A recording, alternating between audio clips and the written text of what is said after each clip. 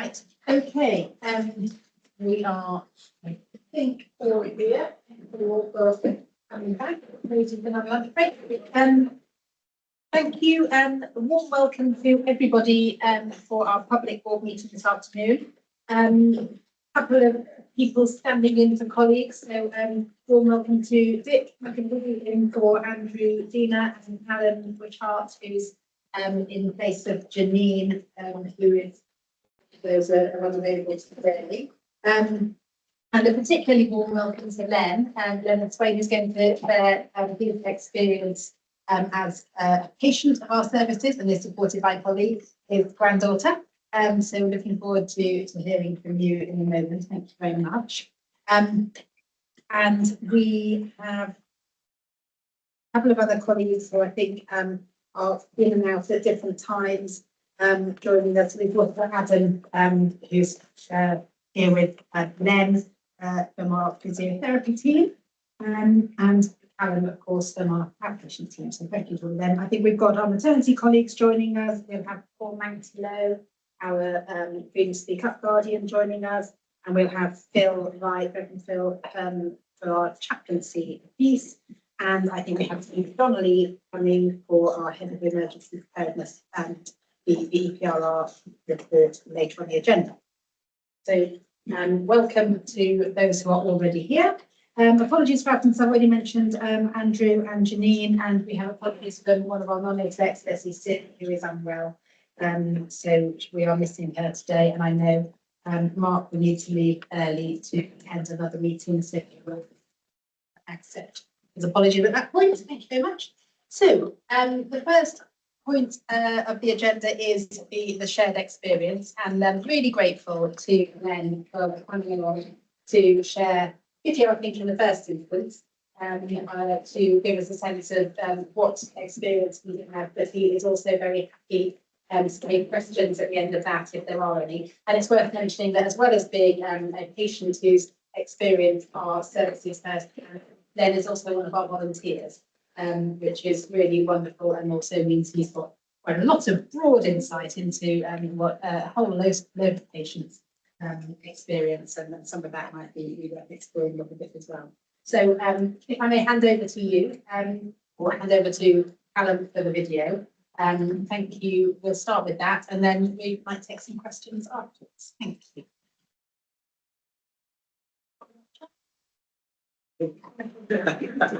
She yourself on screen.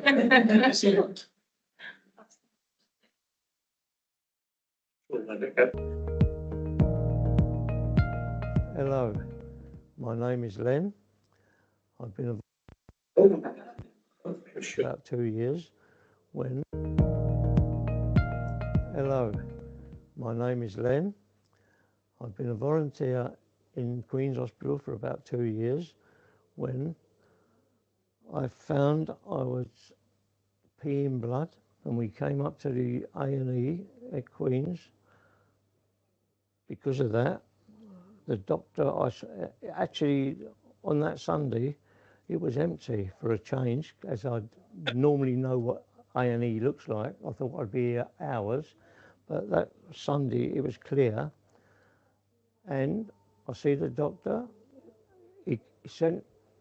He gave me a bottle for a sample, and he did say, yes, that's blood.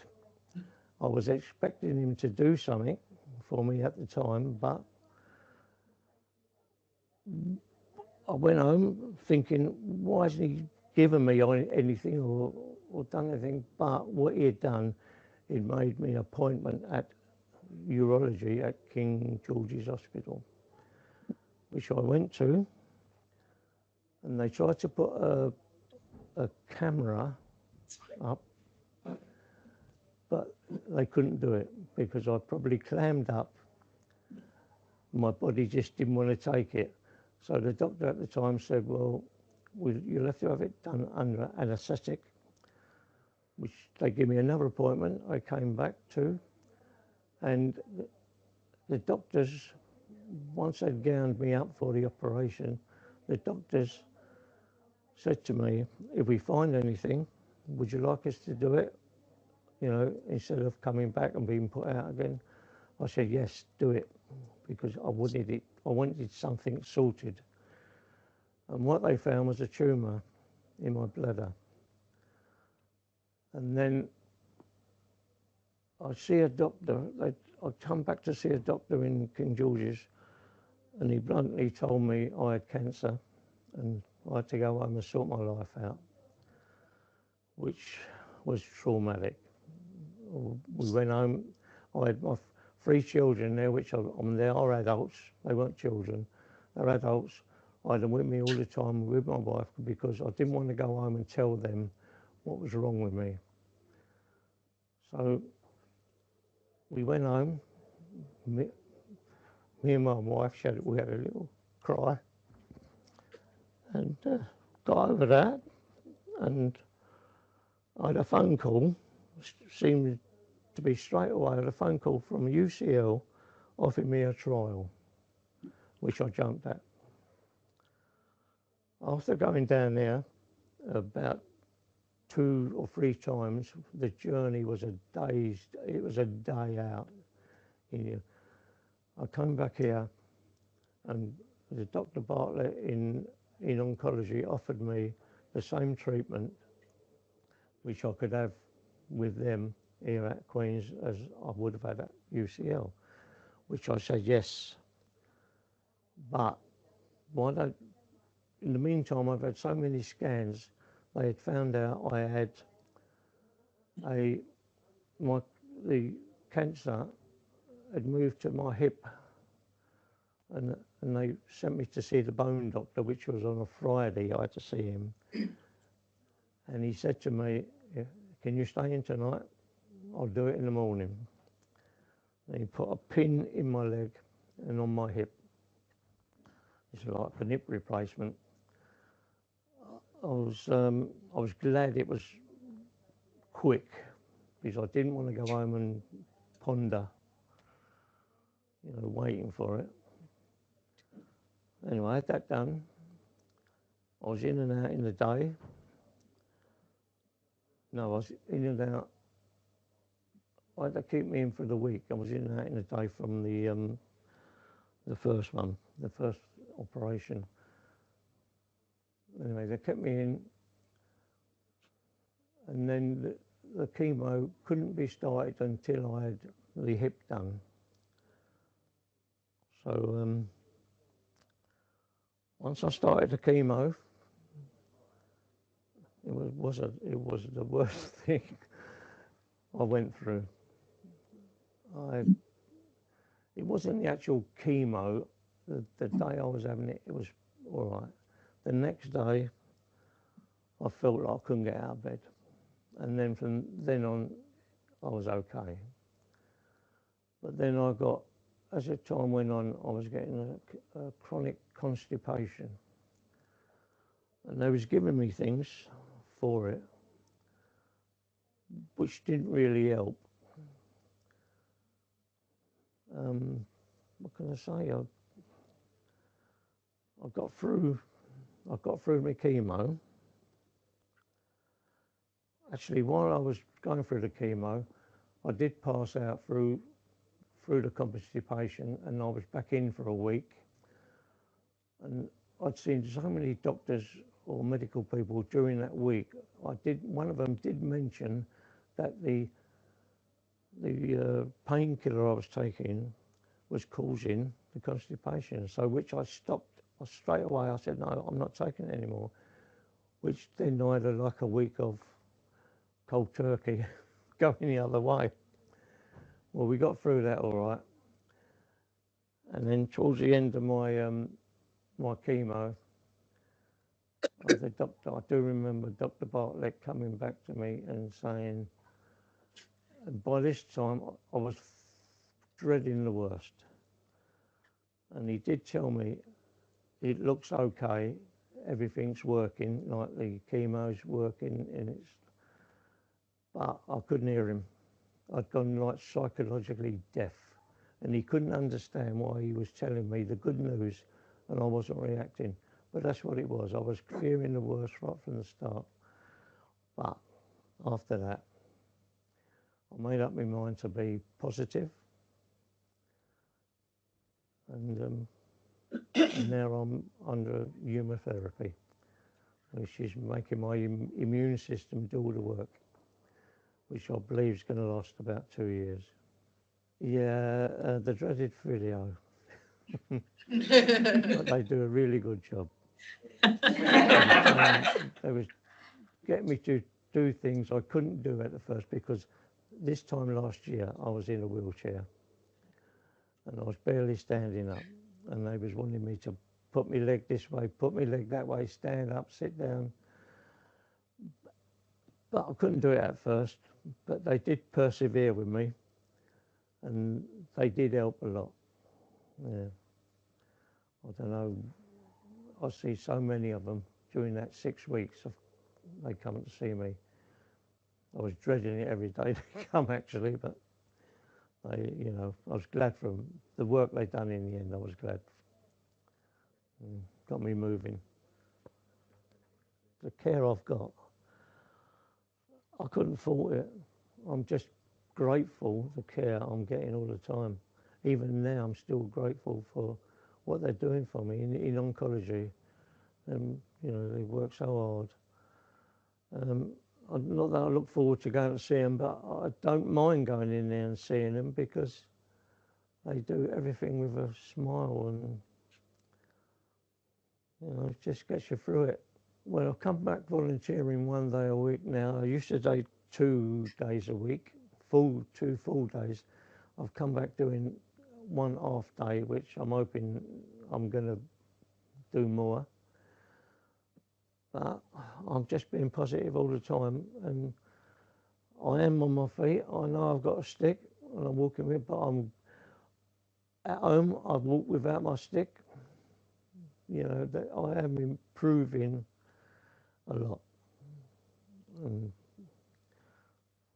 what can I say? It's just the care I'm getting from this hospital. I'm just thankful or grateful for it all. You just got to be positive all the time, because that'll help. It helps me. It makes you forget what you've got, and you just hope it's going to improve. But I think being positive, it's going to make it improve. You know, I feel fine. The only problem is me walking at the moment. But I was in a wheelchair this time last year, and I feel I've come a long way, but not quick enough.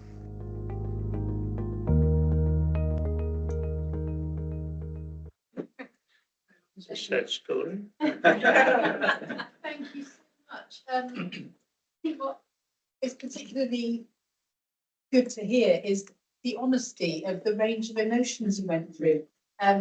Having the shock and then the upset and being deaf to the good news, but it makes it ever so real for us, actually, that what a complex journey you go through the diagnosis and then the treatment and all of that. And it's not linear, is it? It's a lot of up and down with all of that. It is trauma. Yeah, it is. It's a massive trauma. But it sounds like you've come through it incredibly well, and with a really positive mental attitude, I am sure, is contributing. And despite hating the physio, I'm sure you're very grateful to the physio I team. honestly don't realise what good work these people do. I know we ain't them. Actually, I think, but you know, probably we call them. I mean, you. It must be quite hard, Adam, to have the sort of reluctance, and it's the real art, I'm sure, to encouraging people who might be reluctant or fearful or really struggling to engage with physio because of where it will get them. But it's quite a painful process for everyone, I'm sure. Yeah, I mean, too bad. I think from our perspective is just forming that relationship first to allow them to trust us, allow them to build up that momentum to, I think when we first came to see Len, I think all we were able to do was get from bed to chair. And we built that relationship, that trust, and eventually I think we discussed some of his goals, and one of his goals was to actually walk from the car park to the oncology department, which I think we were able to do with him. So kind of making those goals more personal to him to give him that motivation. So The fact that you are already back volunteering, it would be so easy not to do that anymore because you would be looking after yourself, but that's wonderful. But it does, it takes my mind off of what I've got. You know, coming back and I know it's only half a day at the moment, but I will come back to it more. It's a job I enjoy. You know, I mean, it's not a job really, is it? It's something I enjoy doing because if you can help people, I mean, it's like if you can help people in the end, then it makes, you know, they feel better. It makes you feel better. Probably, I'm probably worse than some of them people I see in ED, but I don't think like that. I'm not while I'm there. It helps me as well. Great. And I am sure it is really helpful for all those you support because that lived experience really probably makes you an even more valuable volunteer, to be honest, because you've got a good news story alongside just the general volunteering. People will be glad to hear your very positive outcome. I've got some hands coming up. I'm hogging you. So I've got Nick, Marta, Hilary, and Nick. Yeah, I just think, Glenn, your story emphasises the importance as well about having treatment closer to home. Because when you're not feeling well and having to do that journey that you had to do to UCL, and you know, if you had to do that and have your treatment there, that would have been really tiring and you know, had another layer of complexity to do it. So I think it's really good to hear that you have the treatment in Queens, and I think it emphasises to us the importance. I was grateful at first when UCL phoned me up. It seemed to be straight away they phoned me up. They offered me a try and I really did. I just wanted anything to happen, you know.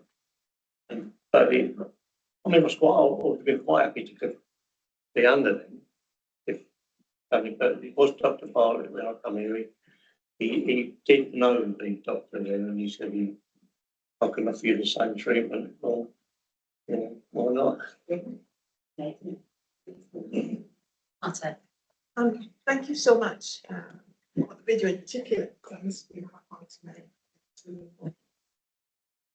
as soon as just one thing I wanted to pick up on that you commented on in the very early stages of the commentary and the way in which the news was broken to you about the fact that you had cancer. I was just wondering what we need to do better in that area, because it did sound to me as if it was actually very abrupt. Yeah, he was very blunt, I know, and then that's their job, and I should think as a doctor. But it made me feel worse, if you know what I mean, because he's telling me my life's over. Hasn't Sarah come over, your life's over, just go home and sort your life out. And I didn't want to hear that, you know. I just wanted, what I wanted you to say, we're here to help you. That would have been a nice thing for them to say. Learning we need to take away in terms of the support that's put around patients like yourself that are coming in to hear that kind of. I just wanted to say it's not that bad. Well, not even that. They'll deliver the bad news, but then say, but there's a little bit of hope. We'll do what we can. Yeah, it's like I'm in ED now. If patient, I can see the patients now. They come in there. They're all it's traumatic for them, isn't it? Although it may be something trivial, but all they need to be reassured. You see what I mean? But you need to say we're here to help. Not, I know cancer is a bad word to most people, everybody really, but you know, I'm feeling positive because I know they're doing something all the time. I know, but you know, there's always going to be something that can improve on. You know, we all hope this will, you know, it'll be clear, won't it, at the end? But that's why you know, but the saying, like when he, I know it's his job to say that. It's how. It's hard, it's an hard, I wouldn't like to say that to someone anyway myself, so, you know. It went out of my mind after, once I got home and we got resigned to it, me and my wife. That's what you know what I mean.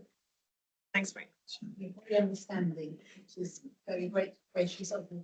Anyway, so my point is almost identical. I'm an oncologist by background and have also been a cancer patient. And when I was training at UCL, actually, we had one doctor who championed training for breaking the bad news. And he himself had a long-term condition, which carried with it actually, you know, it was a fatal condition, but over many years.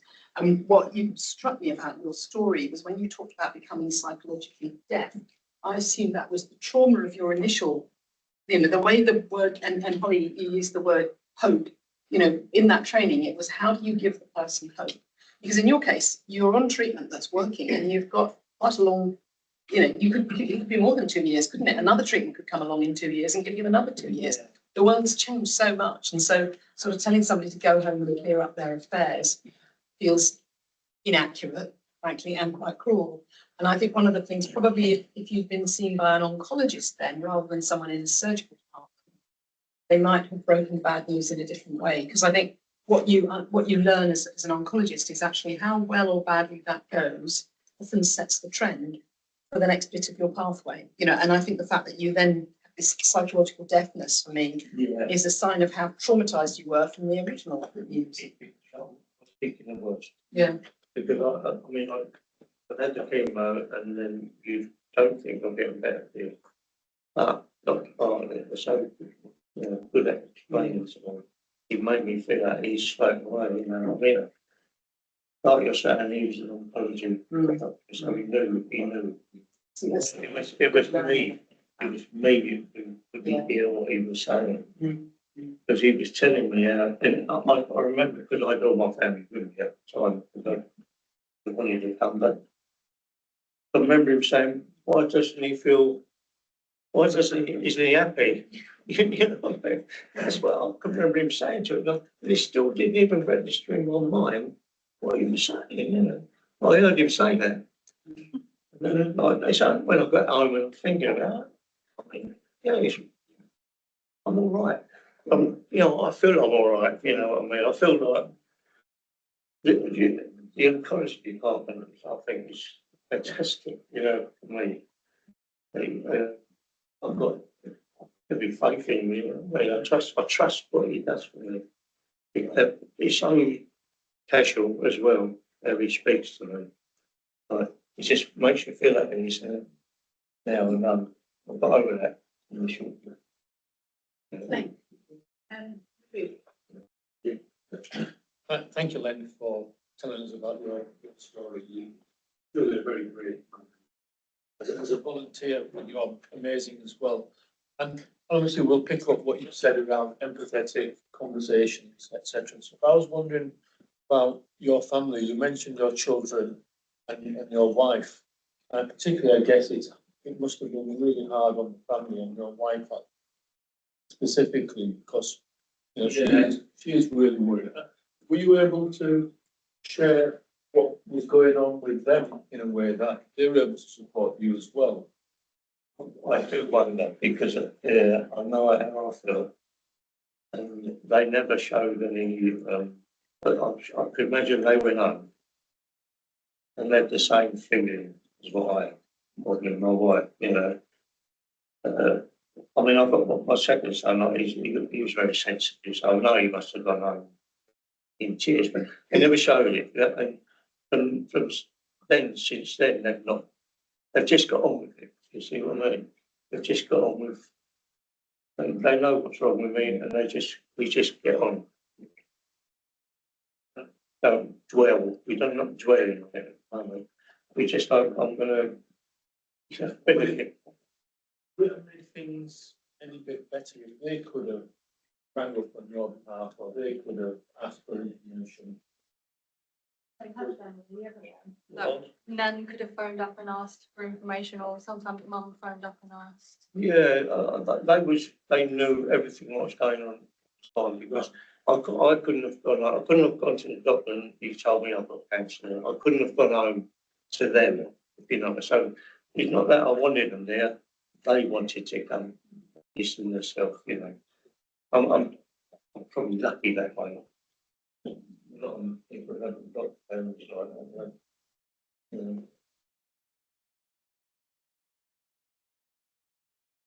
I just want to offer you an apology on behalf of the doctors here. I'm a doctor here. All the rules were broken. The way, we cannot always cure things. In your case, it is rules that you respond. But the doctor's duty is always come.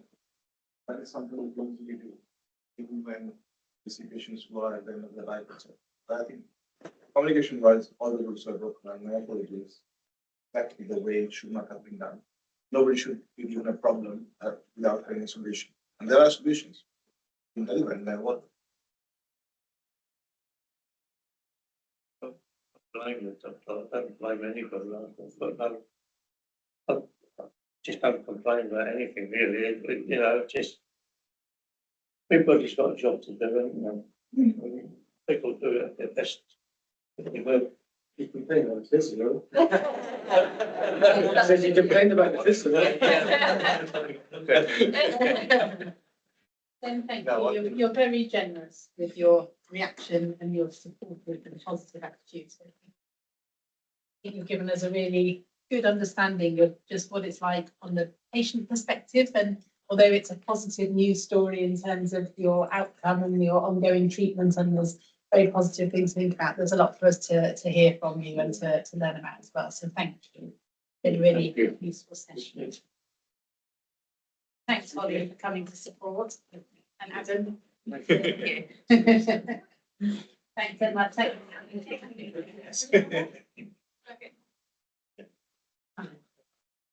you for volunteering. Thank you.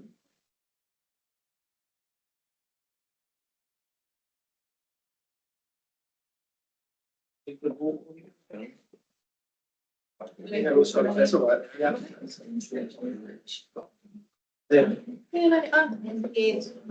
Thank you.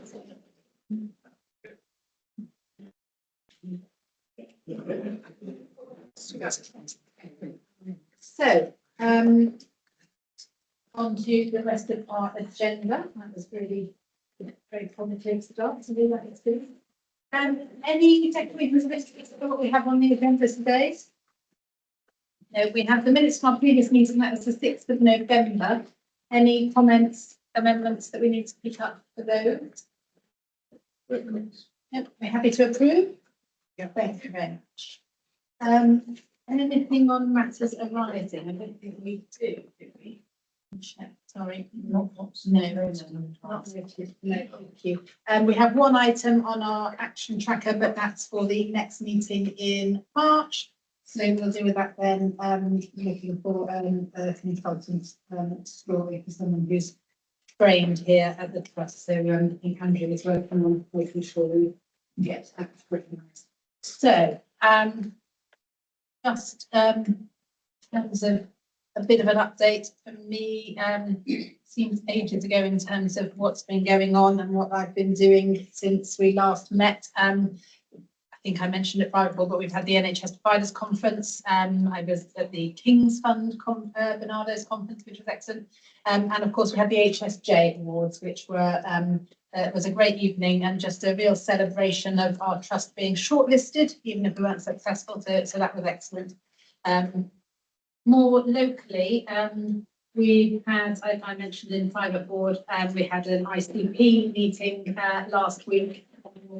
The ICB system approving the strategy, so lots of support, and the ICP meetings are going to continue as we move into the next phase in terms of the next iteration of the ICB.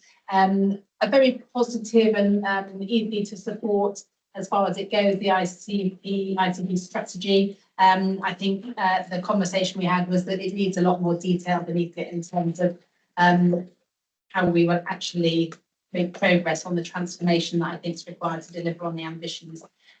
We had our APC chairs and CEOs meeting at the beginning of the week, and we talked a little bit more about that and some of the work we need to do to support a collective understanding of all the appropriate data and the what's going on in our system. I think that'd be really useful as we move forward in terms of planning and then the next phase.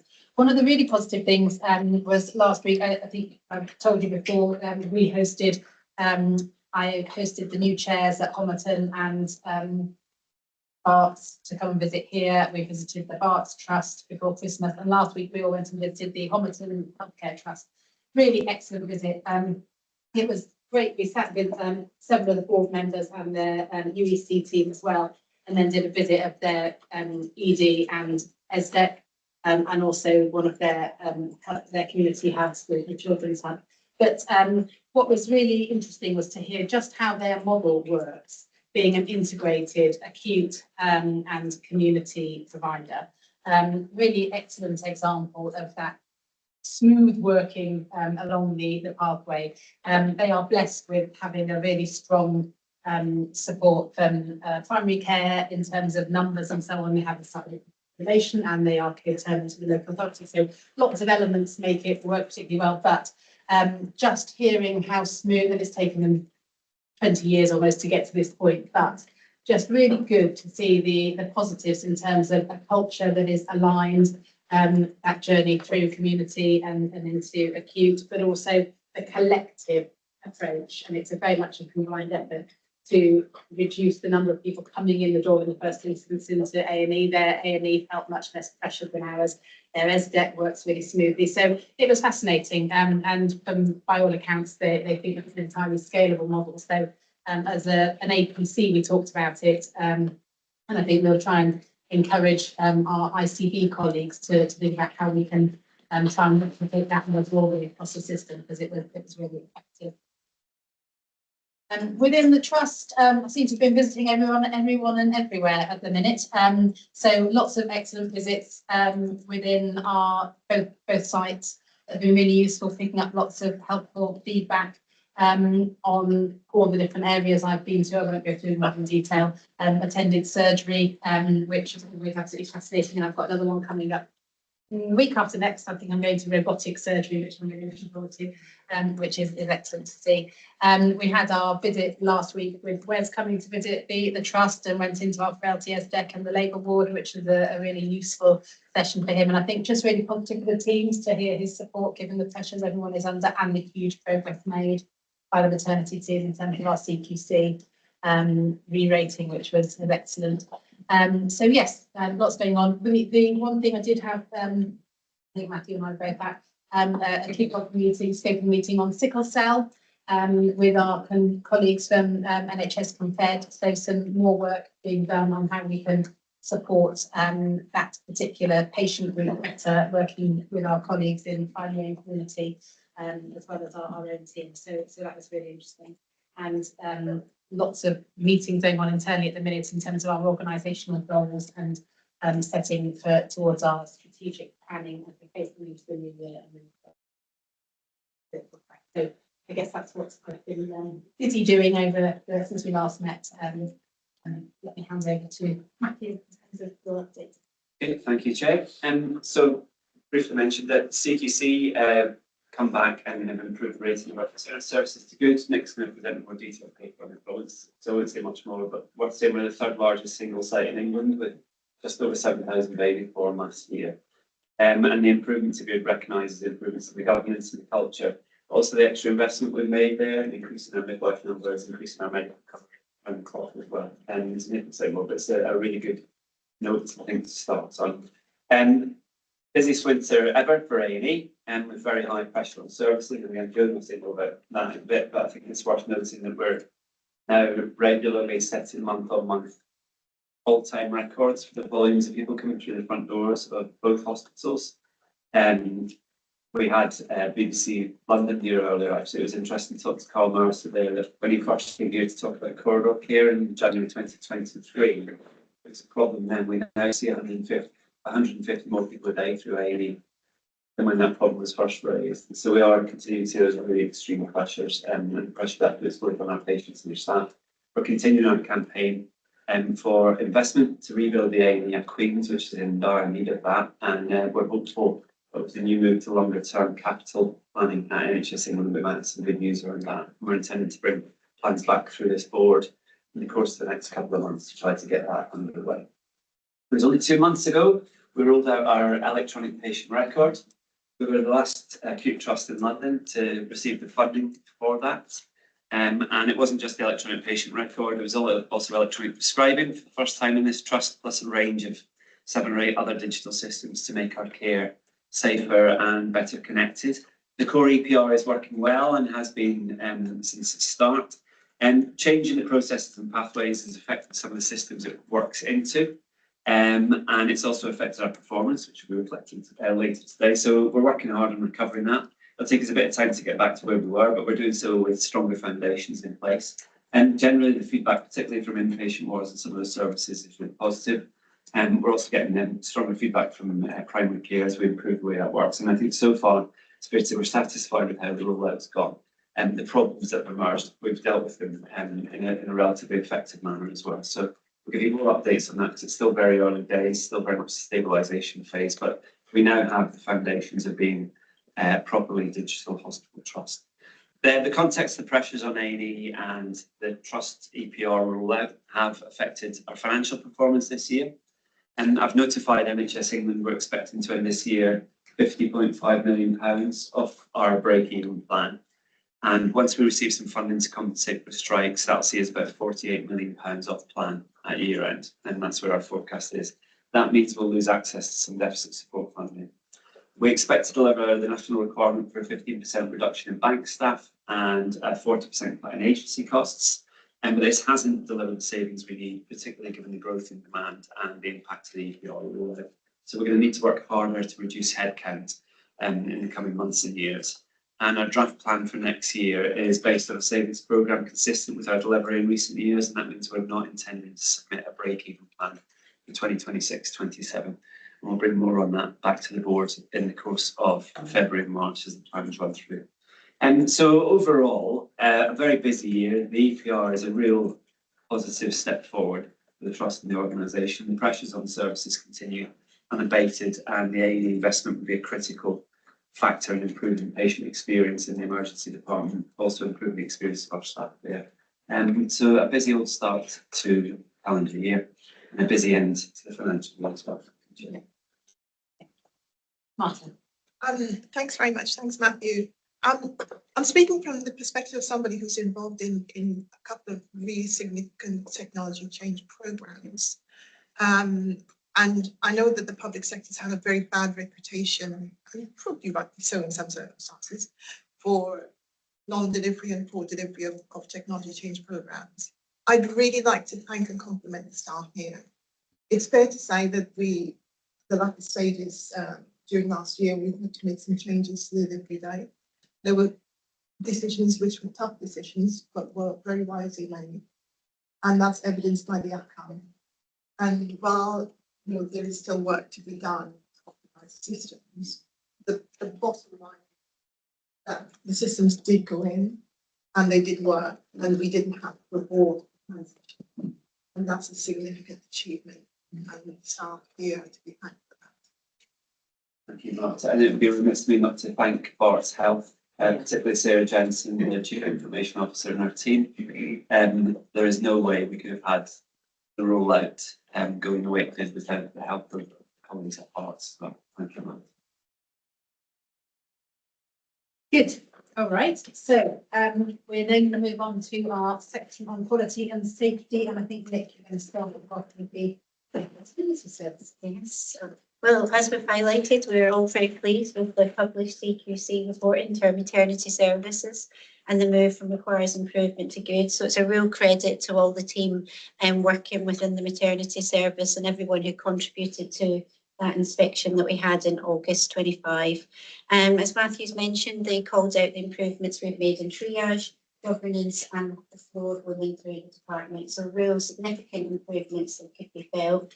It was really nice to read in the report. You'll see about that they commented that women felt listened to and involved in their care, which is a real compliment to the staff and evidence of some of the cultural change that's taken place.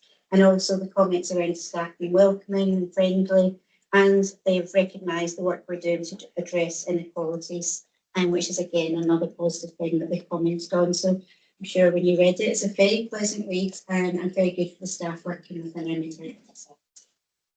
It's absolutely wonderful, and you can really feel the positivity. I've had a couple of reasons to go and visit the department recently, and on every occasion It feels like a team that's proud of what they do and then feeling really good about it. And it's a very warm atmosphere. So I think it's been well worth all that effort. Can I just ask, it does reference there were a couple of areas where we needed to still make further improvements and there's an action plan required. Did we get that agreed? Has that gone in and is that underway? Yes, sorry, I think I'm just carried away with the good news. Yes, there were a couple of actions that we had to take around closure of incidents and some issues around medicines management. We've responded to the CQC within the timescale set, and we have action plans around both of these areas. And working to improve that, and that'll be monitored through our maternity governance. Thank you very much. And Well, and on that, I'm assuming you're talking to Quack as well. Yes. Rather than talk about it today, we'll get. once again, huge congratulations to the entire team. It's been a lot of effort and absolutely appropriate for that to be rewarded in this way. Really positive. Okay. So, should we go on to the Quality Assurance Committee report? Henry. Thank you. So no items of escalation to the board, I'm pleased to say, and you'll see that, we're continuing on this trend of having significant good assurance on most areas. And I also think we're getting better at the size of the papers, the portion of papers that are put into the appendix, and the amount that happens at executive level. So QGS is doing more, if you like, so that we're getting more of a kind of headline update from Nick and Andrew, rather than having to go over that work. So I think, and that was particularly as we actually finished the meeting early. There are quite a lot of related papers that are elsewhere, which obviously we'll come to, but as we were discussing earlier, a way of making that as efficient as possible for this committee as well, because some of these papers obviously come to Quack and then they come here again. So we'll take that away in terms of making it easier.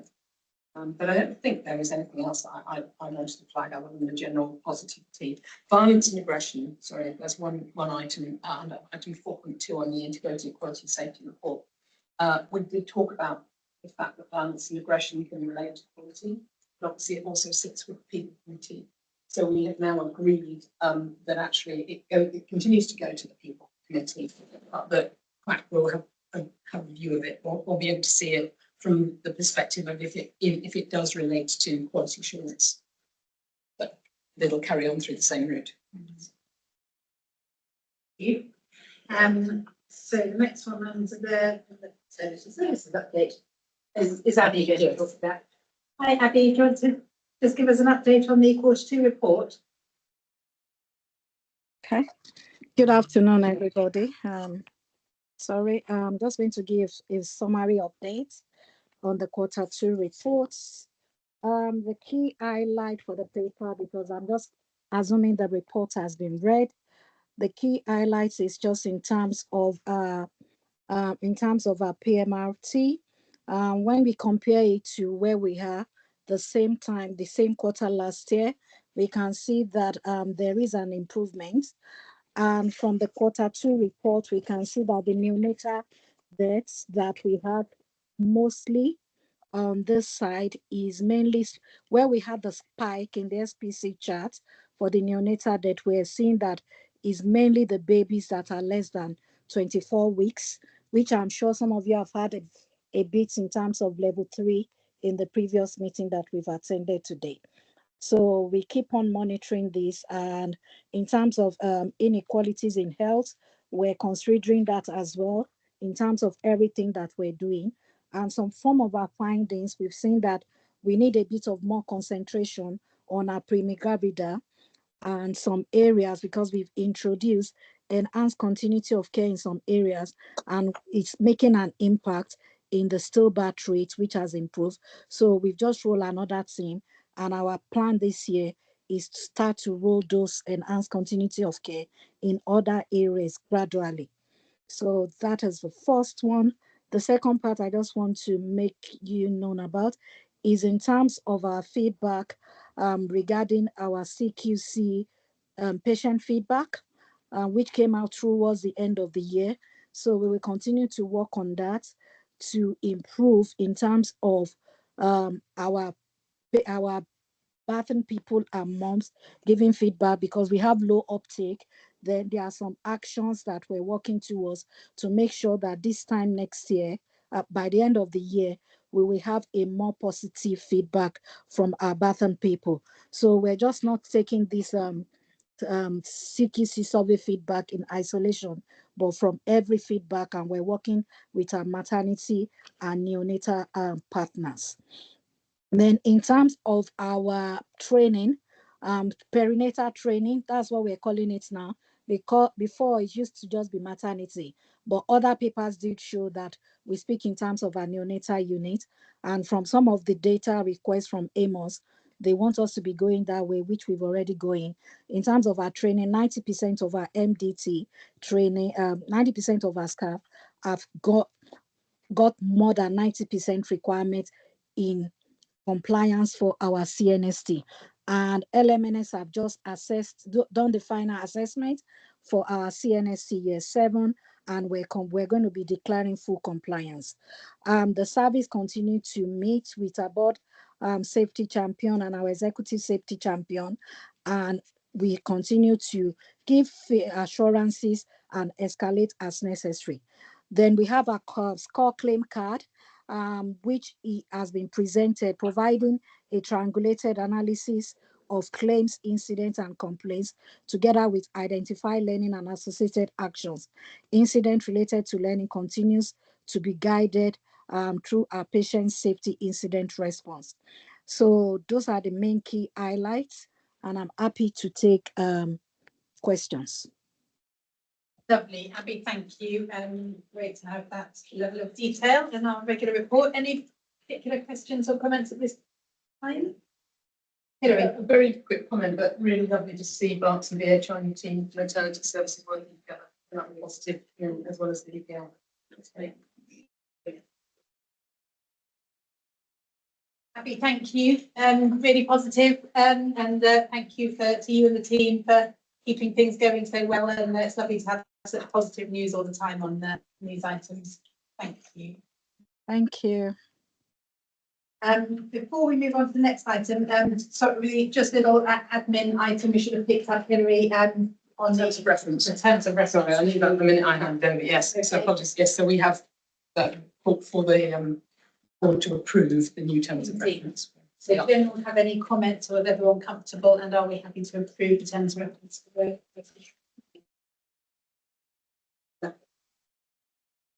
So the next item, Dick, are you going to take us through this one, the Learning from Deaths quarter 2 report? Yeah, thank you, Chair. So this, while it refers to the quarter 2, which is April to June, you'll find that there is data more on this. The headline is that you've got assurance in terms of SME, which is the real measure of mortality, which is less than 100. But moreover, it is also in comparison with our peers, we're doing okay. So there's some graphs in that to say that. We get about 100, anything between 160 to 180 deaths, and we mortality review for about 12% of those. For example, in September, there were 21, which is the first. We undertook some deep dives because we had a cluster of deaths in Clementine A ward. And I'm glad to hear that, say that we have found some positives. We also found some learning points, including escalation, documentation issue, and stuff like that. The medical quality, hardcore quality of care was good actually, but there are other issues that we found out. So that was assurance. In terms of other aspects of the mortality, we are fully appointed now in ME service, which goes through quite a lot of deaths. There's some data on the paper about how many they do, and then now they're looking after the community deaths, which is quite a large number, and what percentage was the coroner, which is about 1 in 5.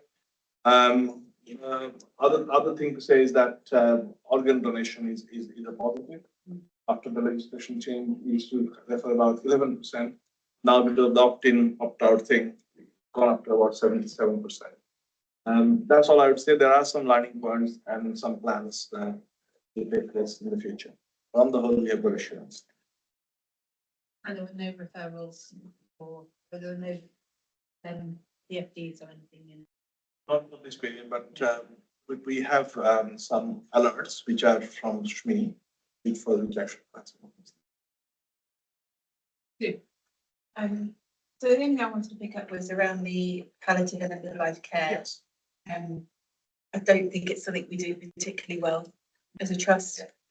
And I think even when we do it, we're not very good at liaising with the community teams to facilitate discharges to patients' preferred place of death. Or by the time that that's discussed, it's simply too late to move them safely and compassionately. I think this is going to be an increasing problem considering the population that we serve. And I'd like us to be a priority moving forward. Thanks for making that point, because I think this has actually been highlighted in complaints on other areas. The UCPs are going to be planned out, which will probably happen. The data shows, however, is that there is an increase in the number of referrals for the inpatient.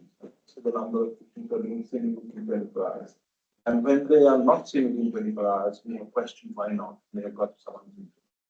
But I agree entirely that this is a big problem. But I think part of that problem is most of these patients shouldn't be referred for specialist palliative service. That actually it should be within each specialty that everybody knows how to do what I would consider standard end of life care. We need to save our palliative care team to our more complex patients that need their very specialist input. Yeah, I agree completely with Ruth. And one of the other things we're doing is a bit more around recognising who's dying. And so starting this conversation is a bit early, so as families adjust as well. And one of the work streams we've got as part of the work we're doing around ED is trying to encourage clinicians to use UCPs if they're in place to guide their decision making, in particular over investigations and admissions. And if we could change that culture, then hopefully we could turn people around and they could be in the preferred place. So it is work that we're kind of getting involved in a bit more and linking with community paramedics and the care as well. Jamie, we're going to the medical consultant, you have a specialist.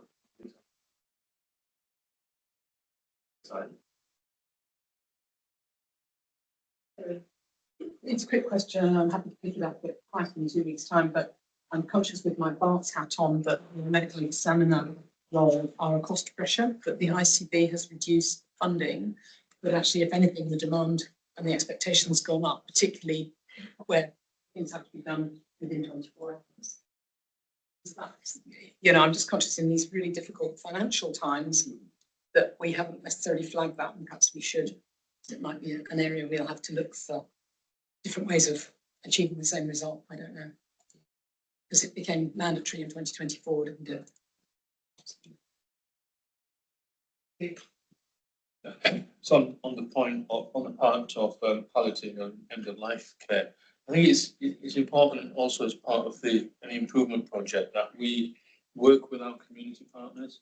The diversity of the community we serve, there are very, very varied views about end of life and the approach towards that. So, and I think it'd be helpful to understand what their current experiences are and what their expected outcomes would be with any new redesign services. So we say that on the back of Ruth's interjection here that you'd be looking at an improvement project around that. And can it also come here as well? So that's, I guess, asking Hillary to be mindful to be. So what it would probably mean is that when you start scoping this out, involve patients and their families in the scoping of it. We saw earlier on in our private board how not to do collaboration, if you remember, on maternity services. So we can design something quite collaborative, and I think, Chair, you've been out to the Gardens of Peace, haven't you? You've met with them. So there are good partners out there who can give us a little bit of insight into what high quality, but not necessarily high cost care would look like. Thank you very much. That's thank you. I think that's something that we'll work out how best that work gets done, and I'm sure reporting into Quack, and then maybe we can reference it. We don't necessarily need to go through the whole thing No, just here as well, reference but it. yes, but if it. That's what I meant, just so that So we asked. Absolutely. Good. Okay. Thank you. Next one, quality and safety items. You can speak up. Deb, are you going to pick that one up as well? I think, yeah. Thank you. So I think I'll take that paper as well. So the number of referrals that FGS will get. We all know about how important they are. There's some diagnostics in it as to what has happened. We have noticed that, we know this from before, that the number of referrals that our team gets is higher. It also shows the breakdown of the staff groups that do that. We know that is the clinical staff group, and that means they are the biggest. There's also some breakdown of the type of referrals by division. Also, more important, the nature of reference, which is to do with the management issues, which to do with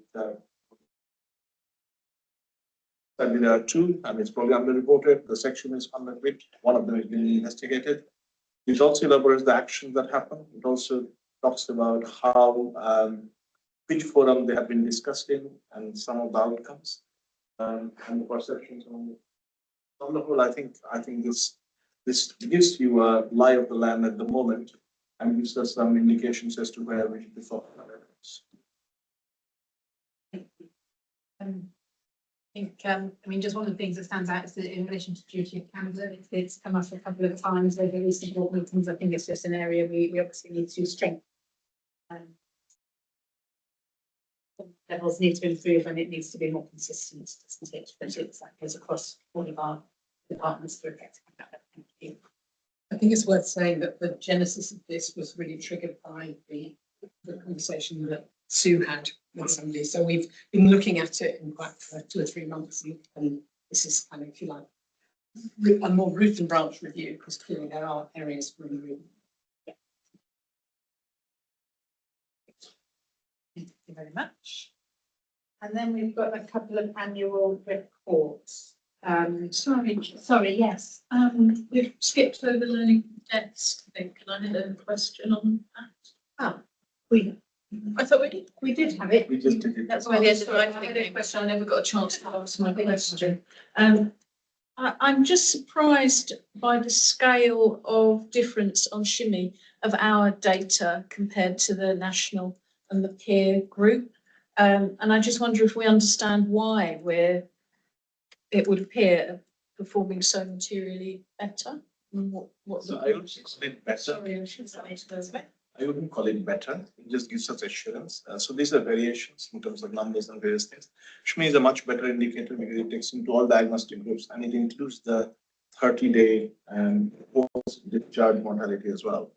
I wouldn't necessarily say that we're much better. I think, I think we're okay. That's what I was. Just to do the baseline. So.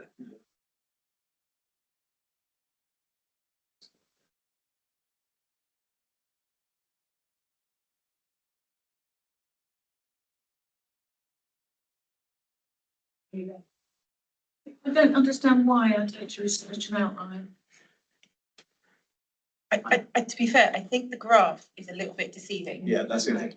Because of the range on the graph makes it look like they're quite wide apart, but actually, when you look at the numbers, they're not. It's not an SPC chart. It doesn't just. No, I understand that. No, and I Quality, however, is better. If you look at the our mortality for this quarter, it has been better. I don't have an explanation for it. I would say that it's no worse. So I recognise Ruth's point about scale and the way we're presenting it, but I suspect it's always within a very narrow scale anyway. And I just thought there might be some understanding or thoughts about why it was. And if I suspect we would put more energy into it if it was disparate in the opposite direction, but because of how it is varying, it's a good news story, isn't it? So I just wondered if there was any learning. Thank you. So going on to a couple of annual reports that Nick, I think you're going to talk us through. If that's okay. Slightly surprised to be seeing annual reports for last year and for this year, but things to understand whether that's the norm. But anyway. Well, ideally, it wouldn't be the norm, to be honest with you. So we are currently looking at how we're going to present our annual reports for 25 into next year's one, so that you've not got the same gap. Yeah. And some of it is because they're all due at once and how you get them through committees and or whether we do something different, because we've prioritised the safeguarding and dementia report that's come, so we've had to just do them stratified, but I think we need to look at it through a different next year. And also going back to Hillary's point, there is a bit about internal processes, about how many committee secretaries go to before they come here. So hopefully when we do that piece of work, we'll see it a bit clearer. But just 3 things to highlight, because I'll take the paper as read. There was a significant increase in patient engagement in 24-25, and I think those are really positive. So that shows really what to hear from most of our service users and our patients, and it's helped us drive some of our improvement. Notably, our complaints have increased quite significantly, our formal complaints and our PALS inquiries. We've done quite a lot of work over this year around complaints, and we've actually had an external audit review our complaints process, our policies, and we've got some key areas of learning that we'll go through on the back of that. We've already started that improvement work. One of the things being is that we tended to negotiate an extension of the guidelines of 40 days to respond. And the evidence suggests the longer it takes for you to respond to a complaint, it often makes people have more, because they remember things in a different way, so they challenge it more. So our number of reopened complaints went up, and further questions asked. So we are going to see a bit of an improvement this year, and you'll see the work we're doing through the audit committee, and also the report notes some of the initiatives we've done around noise at night, carers campaign and support, and some of the initiatives again around ward accreditation and engagement. So that was the 3 points I just wanted to highlight. And one other thing to mention, we've got a paper coming to the Trust Executive Committee with something we committed to a little while ago around customer service training. So we're bringing an options paper to the next Executive Committee, and that will begin once we've got that into the next season. Yes, one question about the complaints there and the time lapse, that people can speak to others, get more work done over the day. Are you going to be considering discharge as part of that? You know, without saying to people, would you like to put a complaint in? But you know, just checking, are you clear about everything? And like we heard with patient story, clear about the information, all of that kind of things to mitigate. Yeah, so one of the work streams we'll be doing this year the last 4 months is de-escalation. So using our deputy matrons and matrons to actually go around the wards on a daily basis and talk to patients about their experience. And actually for some of the PALS concerns as well, actually talking to the clinician and having a meeting rather than putting it through into a formal complaints process. And so it's called our kind of de-escalation process. So it's not necessarily not encouraging people to complain, but to try and identify things that we can learn from in a more timely fashion so we can make a change. Thank you. Thank you. And then we have the infection prevention and control. Yes, Kamal is on the call. She's going to give us 3 key points. Thank you. Hi. Hello, everybody. I'll take the report as read, and I'll just just go through 3 key points. So the first point that I'd like to raise from this report is that we did see an increase in C. difficile infection in the year 24-25, and immediately an improvement plan was put in place. This went onto the corporate risk register, and it just helped contain. We had strengthened our C. diff ward rounds and antimicrobial stewardship. And throughout the year, we came 5 over trajectory, and this year that work has continued, and we've continued to see an improvement in our C. difficile rates, and to date we remain 5 under trajectory, which gives me good confidence that we're getting you know, a handle on C. difficile, although there's a lot of mileage around improving our antimicrobial stewardship within the organisation, which we continue to work closely with microbiology team on that. The second point is around our gram-negative bacteremias. We are an outlier. We have breached our target in the 24-25 financial year, and also this year we're looking like we will breach it again. So there is a piece of work around that, and we have taken on board all the QURTI work under the IPC portfolio. And so there's we just need to collaborate more with the care groups to make sure that we really highlight the learning and engage the urology and the hepatology teams to really help us along that improvement journey. But there's a good plan to make that improvement. And the third point I'd like to focus on is post-pandemic in 2024-25 was the first year where we really saw the resurgence of norovirus with 3 full ward outbreaks, which we hadn't seen since the pandemic. And going forward again this year, we've seen similar. So we need to look at platforms around testing opportunities and more rapid diagnostics around norovirus testing to help support our operational pressures and also making better decisions around opening beds and supporting the flow. So they were my key points. I'm happy to take any questions. Very much appreciate that. Yes, Caroline. Mine's more of a technical one to do with the papers, and thank you very much for such a comprehensive paper. As a non-clinician, I find it takes me a considerably long time to read because of looking things up, and I was wondering if it's possible to have just a standardised glossary that we can refer to if you're not a clinician with these. Absolutely. Yeah. Thank you. Ruth and then Hilary. I think one good thing about the EMPA is we're going to hopefully see some real difference, particularly in our antibiotic prescribing, because it's going to be instant data that you can get. Helpful to know how that's going to be really managed and the nicest way policed moving forward and supported by the microbiology team, but also how, as a system, we need to be approaching antibiotics in general, which I think is going to be really key that we work with HELP on this, because what we don't want is them doing something very different to what happens in an inpatient setting, and equally with primary care, because we seem to be doing slightly different things, and Pharmacy First are also doing something entirely different. So it's not particularly joined up, but if we can be part of joining it up, that would be helpful. Thank you. I mean, we will be bringing a paper to Nick around the antimicrobial plan. So yeah, in March we'll do that. Hilary. So this paper was seen at quite previously, so I just wanted to commend Kamal because it's 16 pages of really dense, factual, but I think it is a good example of a paper that is the right length, as it were. And I really like the references at the end, so if we can just have a small glossary, it'd be perfect. Yeah. Except for our paper for Because we're really interested in it. Yeah, no, I think Kamal, you've done a brilliant job of distilling an awful lot of information very succinctly. Thank you. Do that one. Thank you very much. Right, integrated quality and safety report. Thank you, everybody. Then I'll take the report as read and just wanted to highlight a couple of things, just sticking with what we discussed earlier about complaints.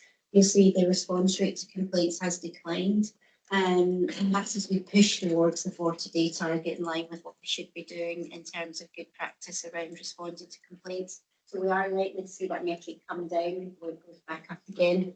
So just to be mindful as the board. We touched a little bit about duty of candour. We've got quite an intense piece of work going on to improve that. And we're doing a little bit more training and support for some of the colleagues around building confidence around duty of candour as well, because it's not just, they're not always easy conversations to have. And we're doing a little bit with staff as well about including like a checklist of what to include to be compliant with duty of candour. And we're hopeful. One of the things we don't know, because we're in paper notes, is whether we truly weren't doing duty of candour or it was in the notes, but it wasn't attached to the incident form. So this will help us be more transparent with the data. The other thing is, I do need to flag, is that we have seen an increase in pressure ulcers that are hospital acquired, and that's attributed to, the volume of patients coming through our ED, long lengths of stay within our ED department, and through elderly patients. So we're monitoring it very closely. We're putting as many mitigations as we possibly can in place. But ultimately, what we want to do is try and reduce that throughput and increase to prevent that. Because to be fair to my nursing colleagues, it's not that they're not checking for pressure ulcers, it's just patients are often in an area where carrying out those checks is not always possible. And On the, thank you very much for your report, lots of helpful information. On the complaints side, I suppose when a complaint runs over, we are letting the complainant know that we are on top of it, etc. And that an idea might be, if we don't already do it, keep them updated before the complaint goes over time, so that they feel that they don't have to wait 40 days to hear that it's going to be. On the 143 overview, actually looked in some of our very busy areas of clinical activity. And so I would know previously, many years ago, that quite often the actions had been done and completed, they'd just not been recorded on the system as being done. So the learning from those quite critical. I guess it's the put that to the context of that. And I think the third thing I was going to say on here, you kind of covered it around tissue viability. So that is a concern about volume weights, etc. and stuff, isn't it? And what, I know there's no magic wand to it, but what is it that we could do to reduce the increase in incidence? I don't know what will impact this has ongoing regularly. We've got many things we've in place to mitigate it as much as possible. So where we can put pressure relieving mattresses, we put them in place. We've got trolleys that have got pressure relieving, covers on them as well. The main thing would be to reduce our length of waits and intakes, to be fair, and get patients, if they have to be admitted, up into an inpatient bed. Really checks more frequently, the moves, the burns. So that's why some of the other bringing down urgent moves. I don't know if we want to reduce the pressure ulcers as well. Because it's very difficult to do some of the required checks if patients are in the wrong clinical environment or a suboptimal clinical environment. Thank you. Thank you. Yeah. Okay, thank you. I think just sort of general observation over the conversations we've been having and just from the service, the patient experience beginning. Sounds like work's going on, but there's clearly more we need to do on our communications generally, both the way in which we communicate, but also the time, whether it's duty of cancer, whether it's complaints. I think it's just, I think we need to just be mindful we don't want that to drift, because there's a number of areas where we could be doing it stuff. Should be. So, thank you. Okay, so the next item is the People and Culture Committee. Obviously we don't have Leslie here. You've got Caroline and Caroline. Standing in. What double one? Available for weddings and farmers. Thank you. I'm going to highlight a few things. Alan will come in, and we're also looking for the terms of reference as well. We have a 6-month review of the Freedom to Speak Up report, and I think some of the stuff is particularly highlighted the need to triangulate data from different sources and ensure that the initiatives that we actually do to address the issue, the problems such as management training, are really aligned. And the other thing it highlighted was that some of the things that are dealt with are really complex. They're complex, difficult time consuming. With medical education, there have been positive developments, particularly around postgraduate medical education and feedback loops, but the workload remains challenging, and in some areas there's inadequate supervision over the continued theme. In midwifery, again, it's tackling a difficult thing, not glamorous, but workforce planning. The work done there is really, this is difficult, challenging work to do that often doesn't get started. Finally, and I won't steal the thunder from the following item, but around chaplaincy, we had a fantastic presentation about that and the really wide-ranging work that the chaplaincy service do, and it's far more than just faith-based issues. I don't want to say too much more because I don't want to steal any. Carry on, please carry on. You say it's much better than us. Alan, what about this? Nothing really. No, I mean, I think the way the reports have been forward, so the two things that we want to do, and it's on the agenda with the workforce control improvement. That's shortly. We want to do an update on that, to make sure that it's fit for purpose for both PCC and for Finance and Investment Committee next year, and expanding the improvement of the senior recruitment as well. So those are two standard reports that we present and are well received, but I think we can do some changes. So just to report that next board update on PCC. Thank you. And so the item we need to, I would have it go through is the terms of reference, which were attached at the end of the. Any comments, or are we happy to provide that approval? Yeah. We are approved. Thank you very much. So the next item is the 6-month report on Freedom to Speak Up. Paul, thank you for joining us. You're very welcome. Thank you. You in terms of giving us the lowdown or the highlights anyway from the report. Yeah, sure. Yeah, so I'll take the report as read. The 6-month report covers the period between the 1st of April 2025 and the 30th of September 2025, and it saw 110 new concerns being raised. This is above average for acute and community trusts. That comparison is made per capita as collated by the National Guardian Office. Over the last year, the 6-month totals have shown an approximately 30% increase on the 6-month totals that we normally see at BHRUT in, say, 2023 and 2024. It's also worth noting that the Guardian Service and the National Guardian Office have also reported that concern numbers are generally increasing across the NHS year on year, and that it does appear that there's more awareness and motivation across the NHS to use the Freedom to Speak Up route. Obviously, things like significant financial constraints and the natural consequences like those that we've seen at BHRUT and other trusts across the NHS over the last year can lead to staff raising more concerns. And it should be recognised also that higher than average Freedom to Speak Up numbers show that the staff are aware of the Freedom to Speak Up route here at the Trust and are confident in using the Guardian Service as an option to raise concerns. The majority of staff chose to speak to the Guardian Service because they felt they were not being listened to, would not be listened to, or were fearful of potential detriments happening to them if they spoke up via other internal channels. The top 3 job groups raising concerns were similar to last year: nursing and midwifery, medical and dental, second, and admin and clerical. And the 3 most common themes for new cases were management issues, bullying and harassment, and system and process. You may have noticed that there was a spike of concerns being recorded under the other theme. These were all anonymous concerns related to various allegations of the misuse or wastage of financial resources.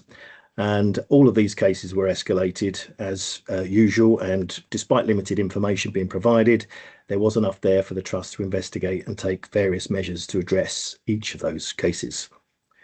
We also had a number of concerns under the other themes that could be linked to various consultation processes that we've seen at the Trust this year. And I mentioned these 2 underlying sources of concerns as it is possible that the environment of BHRUT this year may be influencing that increase that we've seen in 6-monthly totals. It may, of course, be more indicative when we review the annual figures in the summer. The cases are spread across all of the directorates. Some have more cases than they might normally record at this time, but again, this may be due to some of the unusual events and activities going on in those departments over the last 12 months. As with previous reports, I've mentioned again that there are many cases recorded across a variety of different themes, and although the primary reason is not patient safety, there may be an indirect connection to clinical performance and safety. There's a growing raft of evidence, as I'm sure you're all aware, that shows that incivility has a significant impact on clinical performance in hospitals. And during conversations where the Guardian is talking to staff about alleged bad behaviours and various workplace challenges and other management issues, they often discuss the impact it's having on them and their colleagues' capability and well-being. So these types of cases can have a direct and indirect negative impact on clinical performance and safety, and that's why I've again emphasised the importance of fostering a culture where staff feel psychologically safe to speak openly. And connected to this, you may have noticed that I've mentioned it again within the recommendation section regarding civility and psychological safety. Mostly when the Guardian gets escalations coming from staff, and we have to escalate to appropriate pathways within BHRUT, the responses are often swift, I'm pleased to say, and the timeliness and the quality of responses from the Trust have been improving, I would say, over the last few years. But there's still occasions where responses to address concerns are quite slow or lacking in quality. One of our colleagues here just mentioned some of the complexities, like sometimes contribute to that. There's some of the cases are quite complex and do take some time in response. The frustrations in this area is obviously it can work against you when you've got aspirations to be an exemplar in terms of like having an open learning culture, as it does knock staff confidence if you don't respond quickly, and it also can affect trust in the organisation as a whole. So it's you know, as already mentioned, it also has a potential negative impact on capability, performance and safety. So, you know, although there's been a concerted effort to improve in this area, it does remain an area to keep a focus on. And the trust in the Guardian service is clear. It's well evidenced by the healthy case totals and the reduction in recent years of staff not wanting to share their name with the Guardian service. The demographic data collected is again fairly reflective of the workforce data at BHRUT, so there's no obvious groups being underrepresented there either. And that concludes my summary. Does anyone have any comments or questions? Well, thank you.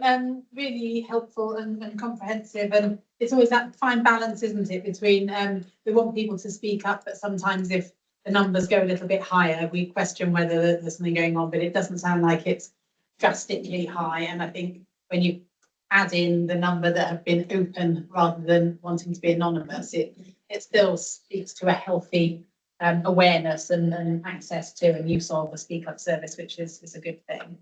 I've got a couple of comments and hands up. So Alan and then Martin.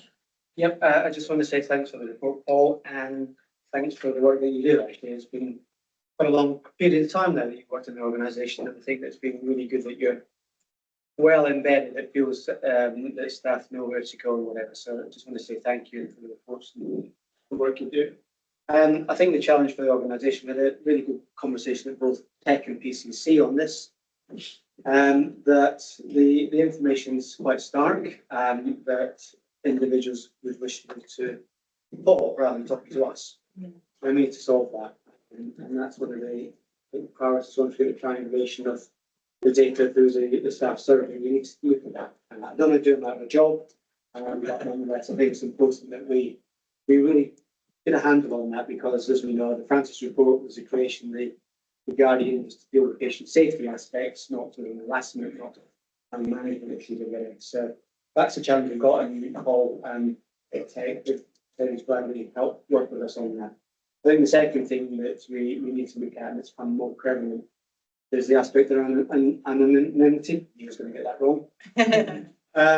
And that's something we need to deal with, because I think when you speak to managers who have an anonymous complaint, I get that it's probably real, but when you then talk to individuals, in fact, people have come to complain about your behaviour, who, why, when.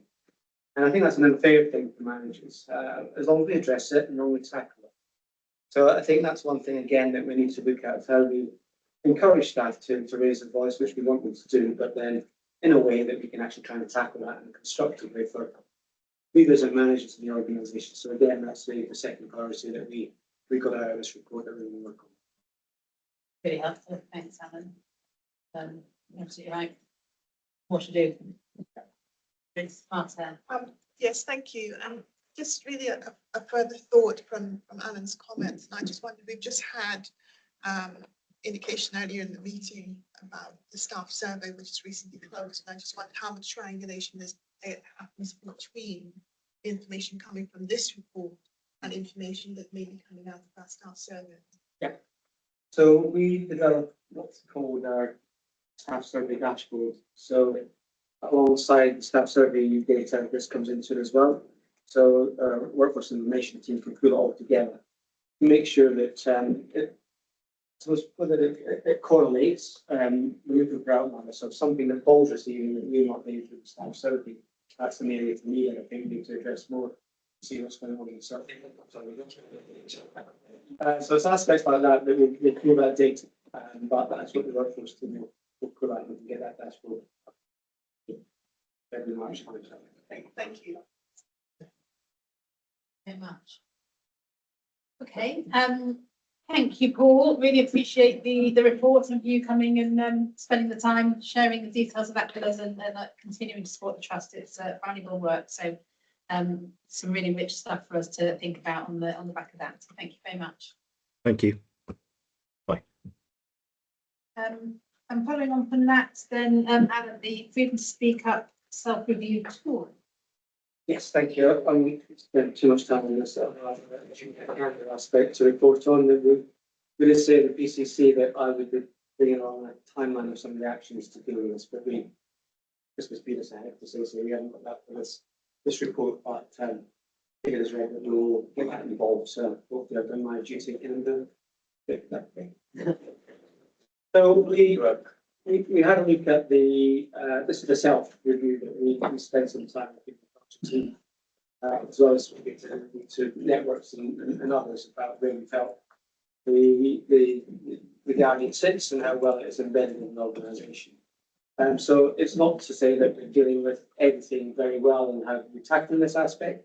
It's about how much that the visibility around the Guardian and how much the board members so as I say, it's a bit of a self-score. So we've changed some of the RAG weighting this year because it was before Christmas. I felt very positive, and I think we've actually doing quite good stuff, to be honest. So we hear Paul a lot at the Trust Board. Paul comes to the Trust Exec Committee.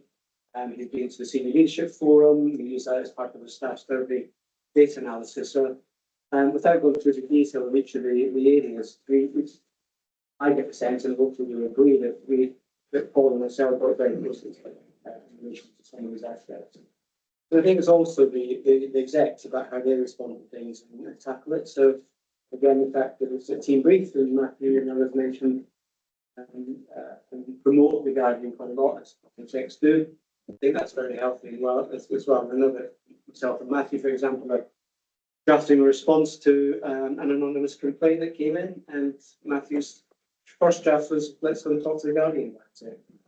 So it's those aspects I think that we're really looking to do. So I was upbeat and I was positive when we had a look at this, but I do think there's been ongoing improvements in our relationship with the Guardian, the visibility around it, and also how the execs react to it. So that has changed the self-review.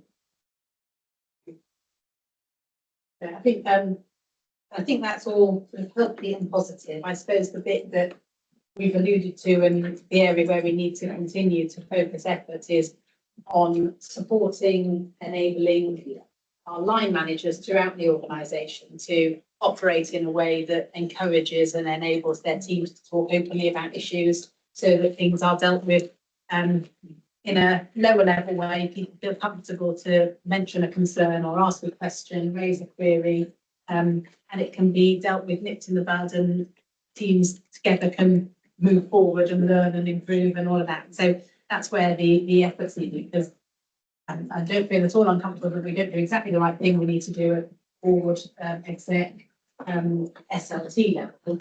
But the fact is, issues still emerge because we've got more that we could do more positively so that people are comfortable to talk about what's on their minds or what's bothering them.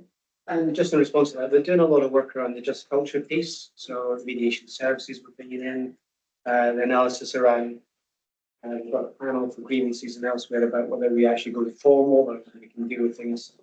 So all those things that we're working through and then November as well through the year. And all of those are positive, but they are all still dealing with the fact that things have to come outside of the team.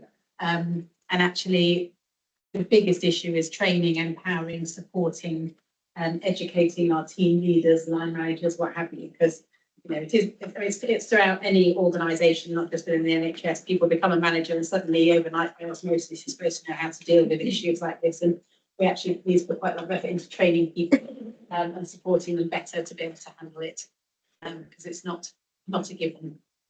Chair, don't we have a management sort of educational tool that we've been trialling and using? Perhaps you could, I only remember vaguely about discussing it at PCT, but the point that the Chair's making is an important one. Alan, is there anything that you want to share? For the managed license, which we're not really allowing us to do yet, because as Paul says, there's more complaints coming in. More complaints coming in, and in fact, I'm not giving it. So it's about trying to understand what's going on with it. As I said, we've got some tools that we're using to ensure that we can try to support them just doing this. I think, one of the other things we've started to discuss, certainly at PCC, is about sort of the changing environment and the external environment, the effect that has. Yeah. And, certainly in the world of management training, whereas, things perhaps, 10, 15 years ago, a bit simpler, in many ways, people could go through a program and, you'd feel pretty well equipped. It is very different. You're dealing with, with an external environment that brings very polarized views, misinformation. If I want to get angry about, say, Sarah Ferguson or something now, 20 years ago, I'd have had to have gone and read Woman's Realm, waited for the Daily Mail or whatever. Whereas now I just have to put into Instagram, Sarah Ferguson hell and what have you. So people, there's a lot of instances of people just generally that the atmosphere is more challenging. You're dealing with patients with feeling that's what the whole environment. So, looking at the targets are a bit. Yeah. She's not even around it. Yeah. I'm trying to think of a safe example. But I think we will have to investigate over the coming years around looking at how we create an environment of healthy dissent and different kinds of solutions for the different kind of problems that we're seeing. A lot more sophisticated. Quick point. So one of the things that is really interesting, because you referenced Francis, that from 2016 we have seen these things, the number of patient safety reports have come down. Here you'll find there were 7. So I think the PSARF is having an impact that people feel much more comfortable talking about clinical care and clinical safety as opposed to many other hardcore HR issues. That's really worth going. In fact, the only significant issue was the maternity theatre bill, which was really open to our organization. Right, so moving on to our spiritual, pastoral and bereavement annual report. I'm delighted that we've got Phil here with us. Absolutely. I'll sit next to Alan because Alan's a QPR fan. I might stand there's only won 3 games this season, and one of them was against QPR at the weekend. So you can come to confession with me. Thank you. My name's Reverend Philip Wright. For those who don't know me, and I'm the chaplaincy, bereavement and medical examiner officers for the trust. And thank you for inviting me to come and share the annual report with you this afternoon. I assume you've all seen the report and read it, but I'll just give you a few highlights and then I'm open to questions. So the chaplaincy team saw this. So this is the report for. It's getting quite old now. Actually, it's almost a year ago. It's 2024 to 2025 financial year, and I have got some new figures actually, which I'll share after of where we are today. But in that year, we saw about 6,000 patients, and we saw about 6,500 staff for support. And we class staff support as any significant encounter with a staff member. So that might be a one-to-one encounter in our office, formal or informal. It could be, a 15, 20-minute conversation with them on the ward, or it could be a debrief. We're getting more and more involved in staff debriefs. So if there's a significant trauma on the ward, we are almost the first point of call for debrief to facilitate those. So that includes those type of events. And in that particular period, we also saw the statutory requirement for medical examiner service, which me and the clinical teams oversaw. I look after the medical examiner officers, who are similar to bereavement officers in the sense they do day-to-day work, contacting families and going through the files. In those days, it was patient paper files, and obviously the MEs, they themselves, the medical examiners, are the ones that sign it off, do the clinical stuff. I'd highlight a couple of things which have just been of interest really. One of the things that we started in that period of time was our bereavement first aiders. And this came out of a chaplain doing a part of her MA course, a dissertation on within the trust of staff bereavement. And we found that there's so many staff that are bereaved, and we use the word bereavement in a widest context possible. So it's not just about losing a loved one, somebody dying. It could be that you've gone through a marriage breakup. It could be you lost your pet, you lost your job. Any significant bereavement is what we aimed at. So we decided that as chaplaincy team, we would then train up staff to support staff in an informal way. Because we believe that a lot of staff just want a cup of coffee and a shoulder to cry on, or someone to moan at, or to say, I'm struggling with this, or I'm struggling with that. So that was a successful project, which is still ongoing now and is growing. We've got about 60 staff so far that we're supporting through our staff on staff bereavement first aiders. In this period of time, we also had our very first staff memorial service. With so many staff working for the trust, we are now knowing and noticing more and more staff sadly dying. Some of that is, expected because they're elderly or they're ill, or they're just they're retired staff coming back.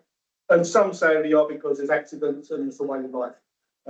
But for the first time over that period, we were more involved in that area of work.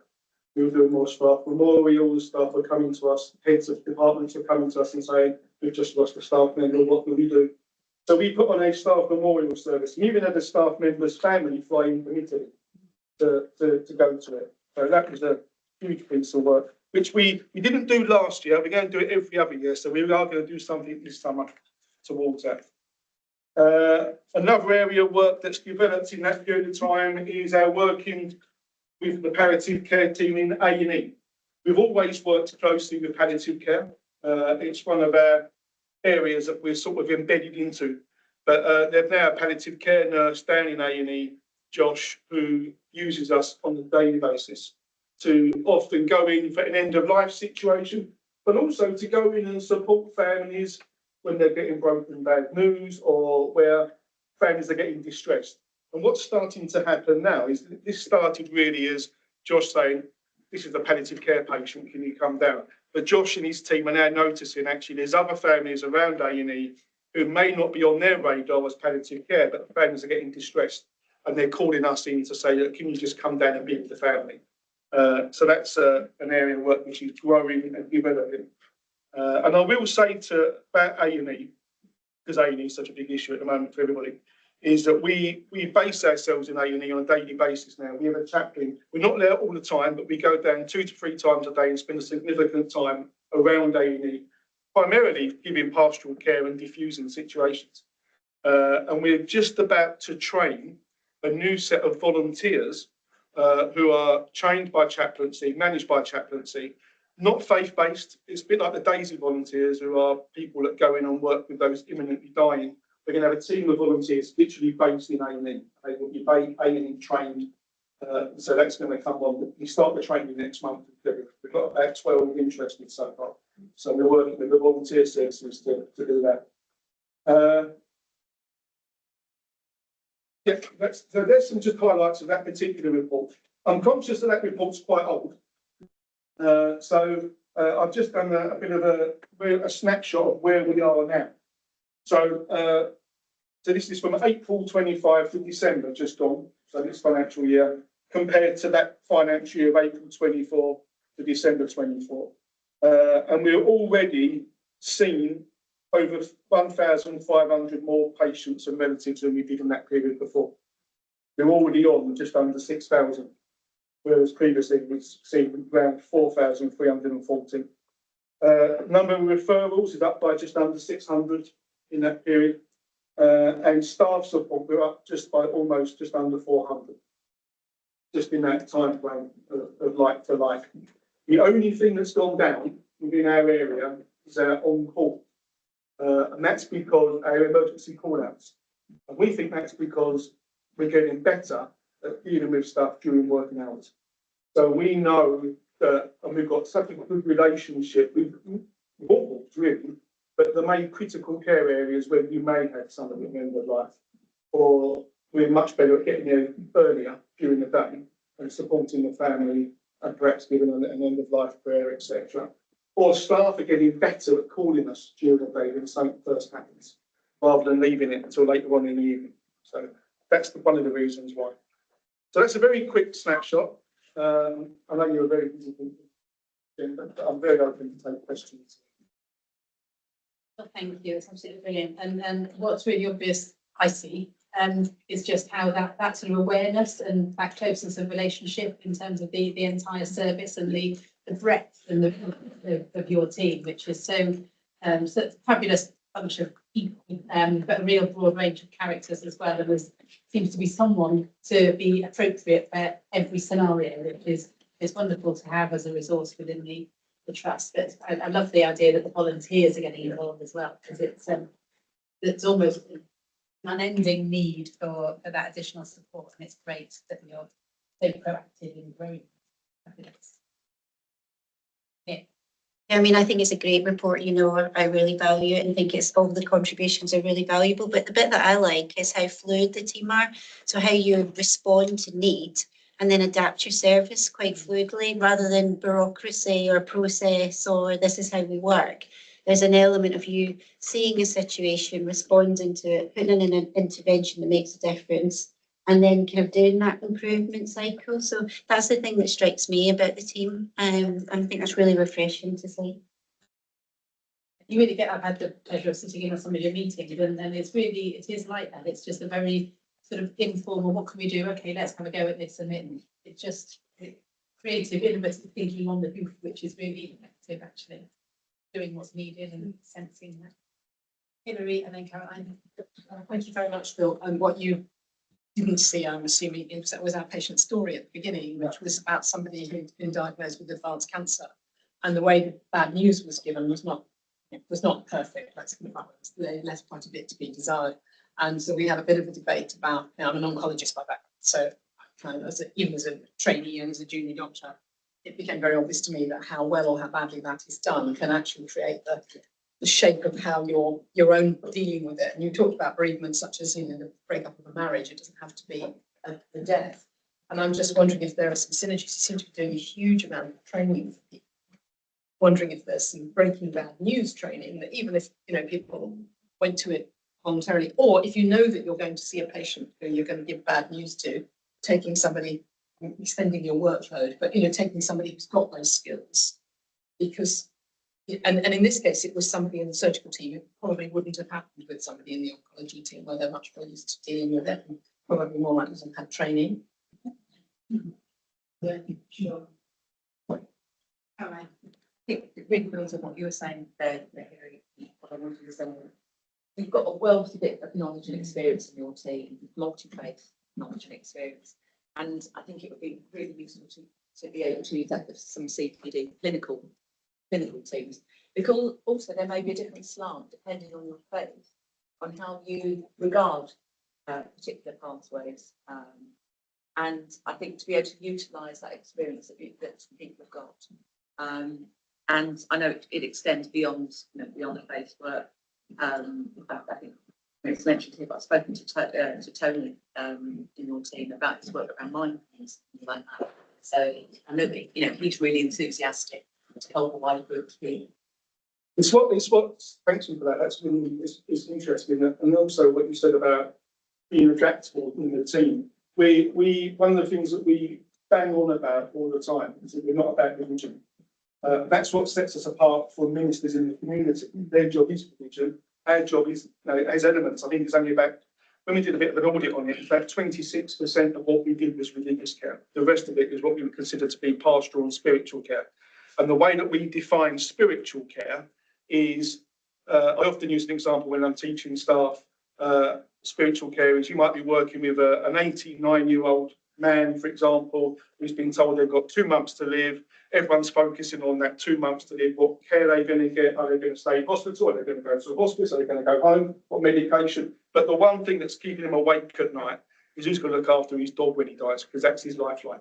So the job of the chaplain is to get alongside people and hear their stories and help them find the thread of life again. So that's what we consider to be pastoral and spiritual care rather than the religious care, which we do, but it's a very small part compared to the bigger picture. And we can use sometimes, I never dress like, I'm dressed like a vicar today. This is not me normally. I'm normally walking around I'm normally smart, don't get me wrong, but I'm dressed up in a suit, unless I'm doing a funeral. But I sometimes use these as a tool. If I know a patient is maybe anti-religion or doesn't want to see a religious person as such, but the staff are really worried about them, I will still go in and speak to them and do a ward round, or I might even go in. This is why I often go, "Oh, it's warm in here. Hold that for a minute." And by the time I've done that, they're looking. They're always QPR fans as well. They're fascinated by it, and it diffuses the whole thing. And I say, yes, get fascinated. Who's been to see you for that? You get into a conversation. So we use those as tools and be adaptable, which you can't really do in the community as much. So thank you for those comments. That's what we do. Chair. Thanks, Bill. Really interesting report. Really interesting listening to what you've got to say and your ways of dealing with people. I'm really empathetic and fantastic on that. I'm just looking, because this is going to be a public document, your annual report. On page 4, you've got your chart with your team. Great to see 50 volunteers, 17 honorary faculty. We do have a significant Jewish population in North London, and it says the Jewish chaplain retired in May 24, and it doesn't seem to be that the person retired was a follower of the Jewish faith, but you might correct me, I could be wrong. It says Reverend Gary Newman, and in the honorary chaplains, unless my eyesight's failing me, which it is, I do need to get these glasses replaced. I've had an eye test for a couple of years, very naughty, but I can't see a Jewish honorary chaplain in that box. It's got lots of other faiths, but not the Jewish faith. And the other little thing I want to just wonder about, is that those colleagues on the left-hand side of your chart, those first 4, are called trust chaplains, whilst people who are on the other side are called either Muslim chaplains or the Jewish chaplain. What's the distinction between a trust chaplain and someone who's not a trust chaplain but is a chaplain of a different faith than Christianity? Gary Newman he's sadly passed away now, but he was a Jewish rabbi, and he was a part of the Cranbrook Synagogue in Gants Hill. He just preferred to be called Reverend for some reason. He didn't call himself rabbi, personal choice for him. He was very well known in the Jewish community around Gants Hill and around this area. And he was based here for something like 30 odd years as a Jewish chaplain here. But when he was only 5 hours a week for us, he was very, very part-time. And when he sadly retired, we decided as a team, because we wasn't meeting certain standards in terms of our on-call, we were using, we all do on-call as a part of our own team, 24/7 service, but we were also relying on outside ministers to help us, of all faiths. Yeah. And we weren't paying them, we were asking them to do it voluntarily, which goes against really the UK Board of Healthcare Chaplains guidelines and NHS guidelines. So we used his bit of money, because it's only a small amount of money, to then start paying the on-call. And now what we have is a system with Rabbi Wallenberg, who I was on the phone to him before I came in here, because we've got a patient in Boxford that needs to see him. And he said, well, I can get a team of people together, and he's gone onto our bank system, as it were, for on-call. So we do have Jewish volunteers. I don't know why they're not in that particular thing. We've only got a couple. We've got a couple based here, and Rabbi Wallenberg oversees the whole trust from a Jewish perspective.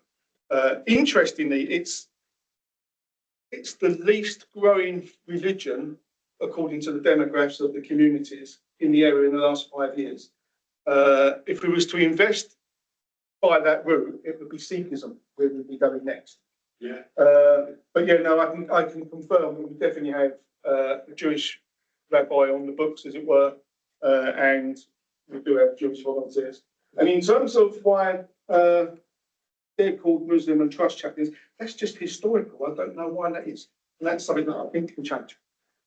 it'd be helpful if you had the opportunity to sort of just reflect in there that working closely with Rabbi Wallenberg, who I know, I also have done some work with in the past, and that we do provide a service for all our community. But you made a really interesting point, and which alluded me about the Sikh community. In the latest census show the largest growth in our patch as well. So we're thinking through on that. I'm sure you've got some plans. We've got, well, we have, I mean, the plan, the vision is to have a 24/7 service of every particular flat.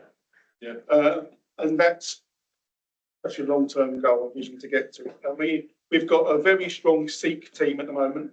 They are on what we would call the bank system, so they're not paid by the trust in the sense that they come in on a daily basis. Yes. But they come in as and when required. Some come in as a voluntary role, and we'll do like a ward round. We have 2 Sikhs come in on a Wednesday and one on a Friday, and we'll come in and do a ward round. And then we've got a backup if we need an emergency because it's an end of life situation. We then call. We've got 2 Sikhs that we would call as chaplains. Great to get that narrative in this report. Yeah, that probably wasn't as strong in place during that particular period because Gary had only just retired during that time. So in this next annual report, that might be quite different. Matthew. Just to say that Phil and the team are a really vital part of the trust. Actually, they're a really part of the sort of heart of the organisation, and they do a tremendous job for us. And although it's presenting a chaplaincy, it's far more than that because of the role they play, which isn't limited to religious interaction themselves. And we made the point there about the resourcing. Actually, it would be doing them a disservice not to mention that they have made a business case for support that we've not currently been able to afford to support in the way that we'd like to because of the financial context we're working in. But I think we do get significant benefit from it. That's quite hard to quantify because they intervene, I'm sure, in many, many circumstances where if it wasn't for the chaplaincy, it would have unrolled in a different way and actually in a much more difficult and challenging way in terms of a patient experience. So thanks to the whole team and also thanks in particular to Phil, who I think is a great sportsman and is an executive and leadership team as well. Absolutely. Thanks, Phil. Okay, brilliant. Right, we're on to financial reporting and we're going to start with Abu. Yeah, thanks, Chair. And take the report as highlight a few key things. In that, if in our system people were receiving the right care in the right place at the right time, it would have a massive positive impact on our budgets. The fact is that our demand in non-elective, I think I'm looking at a recent report, increased year on year 18.5%, and that's almost an increase of 1 in 5 patients more coming through our doors. And the financial consequences of that is clear. It's in front of us there. And I think we talk about managing demand, we talk about system changes, but as a trust in isolation, we've delivered, as we all know around this board, £100 million of savings in the last 3 years and on trajectory for £34.5 million this year. We are struggling, and that's the truth of the matter. And we do want to, live within our means. But the means is a wider means. It's a North East London means, and not just the HRUT footprint. Having said that, we know that plans for next year are being developed now, and that when we have a discussion, a deep dive into the main programmes, the 8 programmes for next year, in addition to both the safety and financial savings, we probably need to focus on having a look at a staffing impact assessment on each one, because unless we can reduce the number of staff we have through those programmes, we're not going to be able to achieve our financial target over the next 3 years. And it will take 3 years for us to get to where we need to because of the mountain that we've got to climb. Cash is a concern. And it is. We've discussed it on private board, so want to have it in the minutes for the public board that cash is a concern. We're worried about that. We know that we are on trajectory of a low level of cash during this month, and the last time that happened, it had the potential to have an impact on services. We do need to work within the system and with NHSE to help resolve our cash situation going forward. That's on the financial side of it. The committee also received an operational report that showed that operational performance is still very good. We have had some hiccups, we've had some problems to do with when we bring in EPR. With that kind of massive change that you'll have in any organisation, you're bound to have that. But it's also given us an opportunity to rethink things like how do we deliver outpatient services. So I think when Fiona talks, she'll talk about where our performance is at the moment and where we think we could make some changes as a result of having EPR as well. Hand over back to you, Chair. Thank you very much. We'll set up. So should we move on to the month 8 finance position? Great, thanks, Sarah. So much of the content of the report's been covered by Mahbub and Matthew. So after 8 months of the year, we've got a variance of 31 million to plan. And the vast majority of that 26 is in our pay position. This has come down to the fact that we just haven't been able to reduce the size of the workforce in the face of the activity growth that we've seen and wasn't planned for. In the non-pay position, it's about 5 million off plan, and again, that's driven by the areas of kind of clinical activity, so clinical supplies and drugs and devices. So we know why and where we're off. Matthew's kind of already described it at the beginning of the meeting what that means for where we're heading towards at the end of the year. Those savings again this year looks like it's about 3.5%, 3.5–4% of our total income position, which is something we've delivered for a few years on the trot now. It's just not enough to be eaten into the underlying position. It's just enough to be kind of roughly keeping up with the annual requirement for kind of efficiency savings and covering the inflation. The capital position is pretty good. I think we should utilise our capital allocation for the year through the approval route. We're now into that kind of final quarter where it's about tactically making sure we fully utilise everything that we've already got and anything else that might come our way, because it's that type of, it's that time of year when certain funds become available. We've mentioned the cash, so we do expect to get through the rest of the year without any further cash support, but we have a very low resilience of cash. So we know that hitting the forecast is necessary for us to maintain the levels in the report. So difficult context with that, but Chair, I think we're very familiar. Thank you. Any questions or comments? I know we've been pushed through it in a number of committees and earlier in the.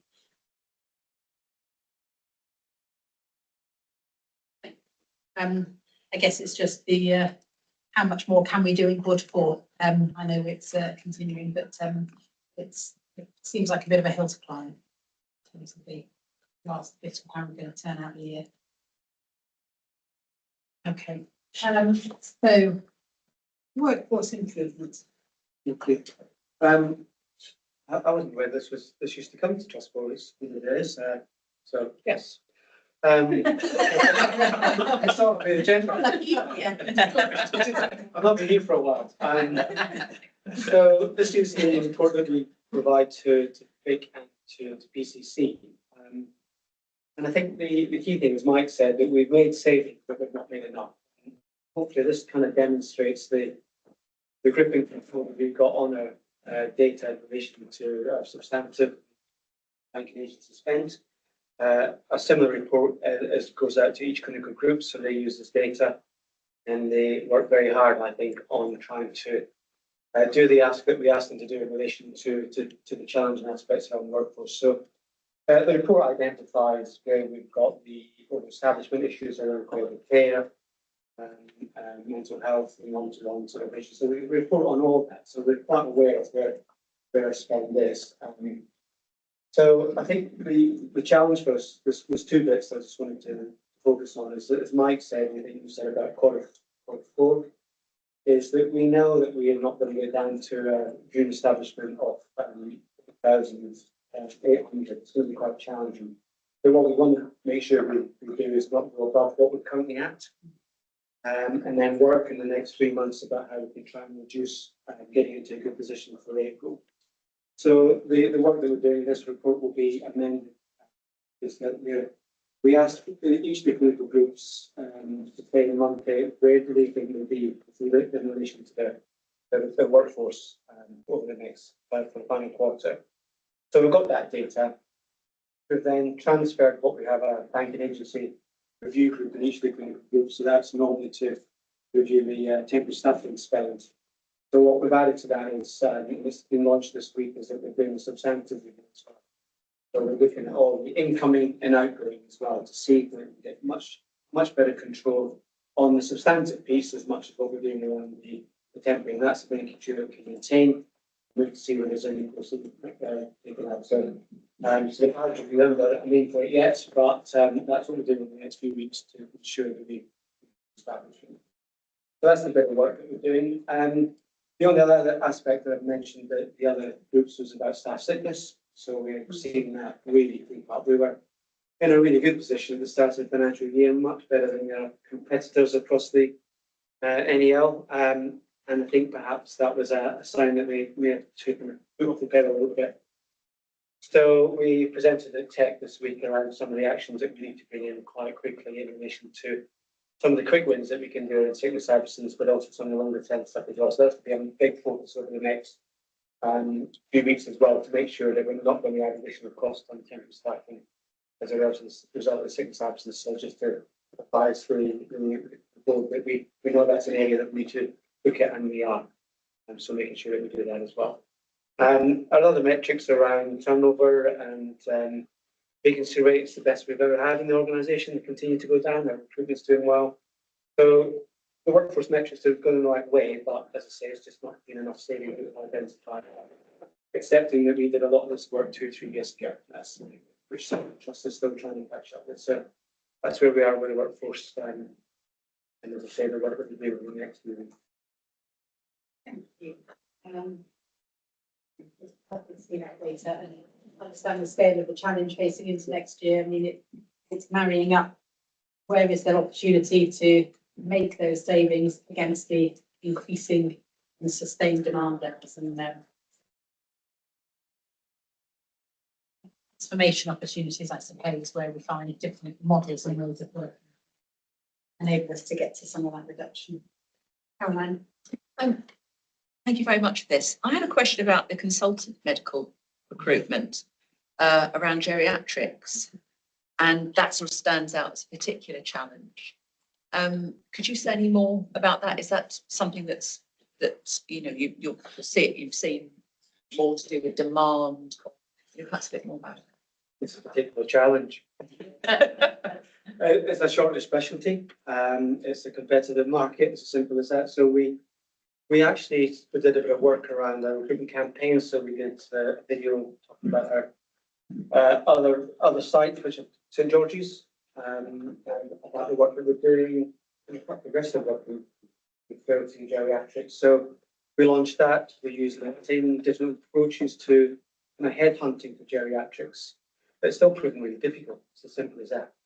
So Alexia and Simon Green in particular have been doing a lot of work around what the job description would look like, trying to attract various different subspecialties and linking it to other specialties across geriatrics. So we're doing everything we can.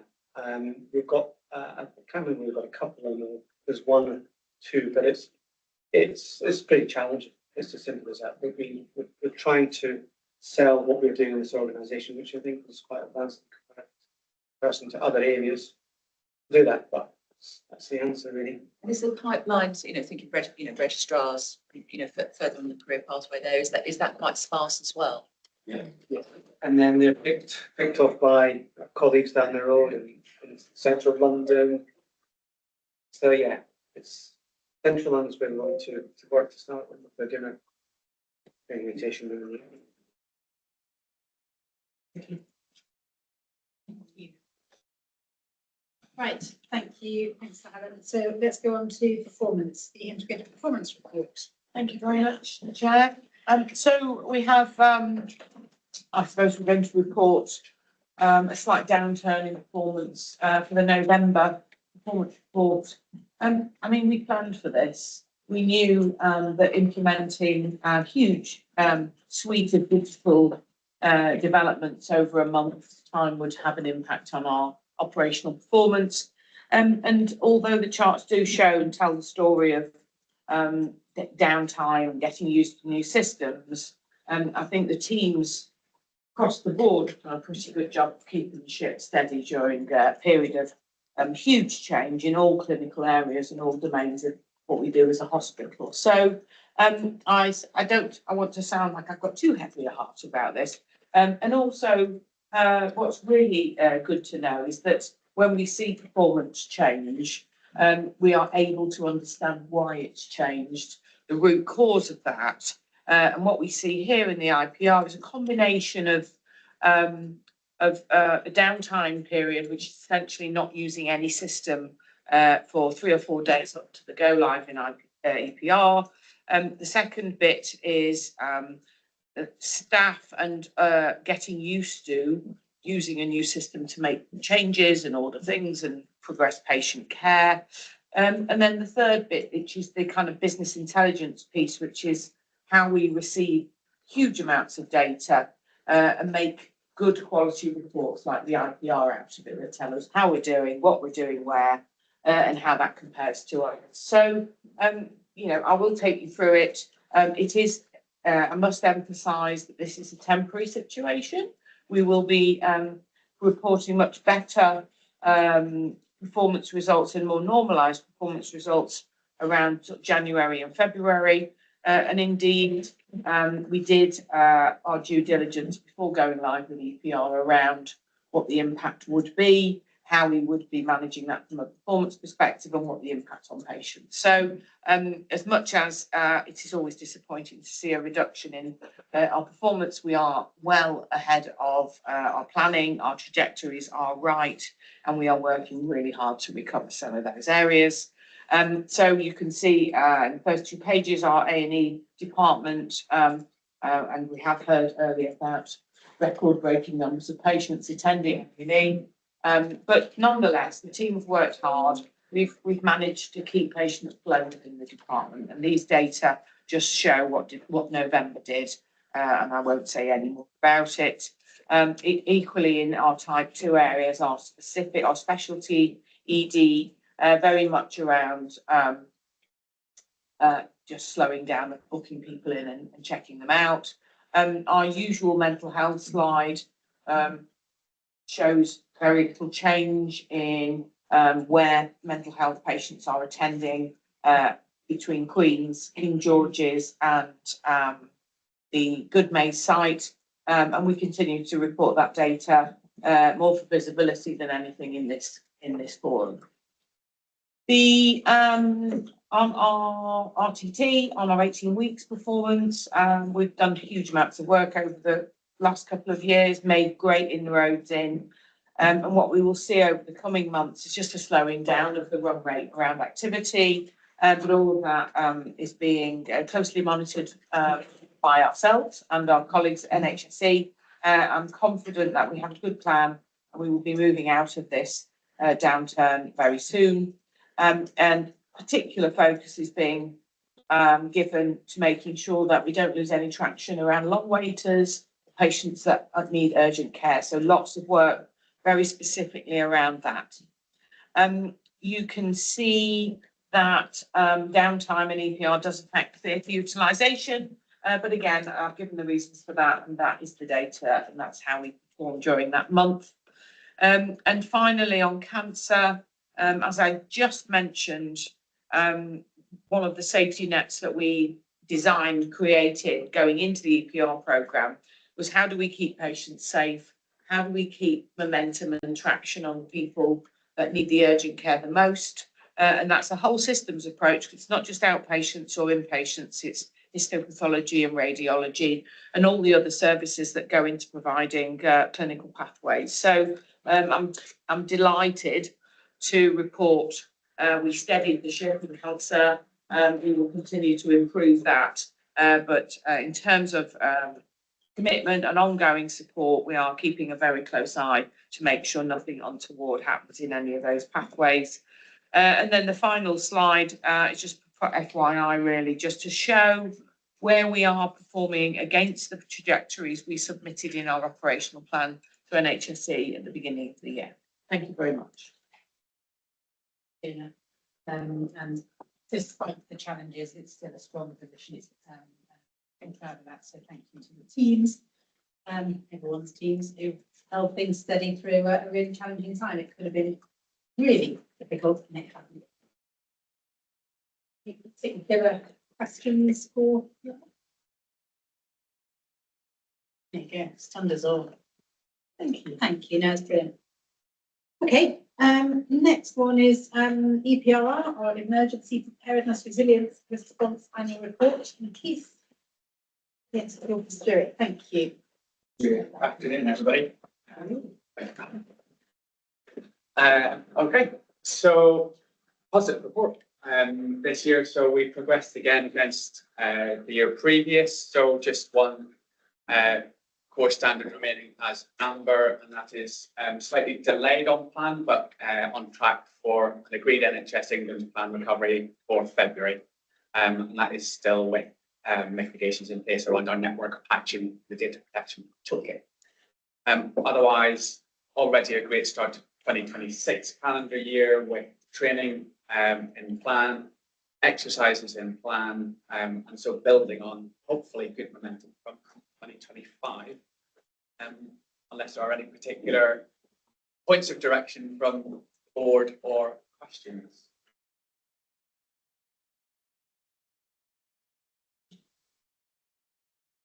Myself, any comments or questions for? We've considered it in committee and don't want to, put more praise on Keith, but we necessarily, it's a really good report that showed excellent work, and then, we expect even better this year, Keith. It's a trust-wide effort, so it relies on the services engaging, which despite challenges, they have done really, really well, and they've already engaged, like I said, for 2026. So. Really good to hear. Yes, Sue. Thank you. Keith, great report, as ever. Just wanted to zero in a little bit on the single amber. Isn't it annoying when you get one amber and everything else is green? Which is around IT and effectively cyber resilience, isn't it? And given that there is more of it around at the moment, I just wanted your opinion. We get the data security toolkit comes to audit regularly. We're constantly monitoring it. But I just wonder, with your perspective and your broader view of the whole area of preparedness and resilience, is there anything you think we should be doing that we're not doing in that space? So I think we already do very well in terms of the planning and testing for it. So I think it's about maintenance. So as part of the toolkit, we have to do an annual exercise. Yeah.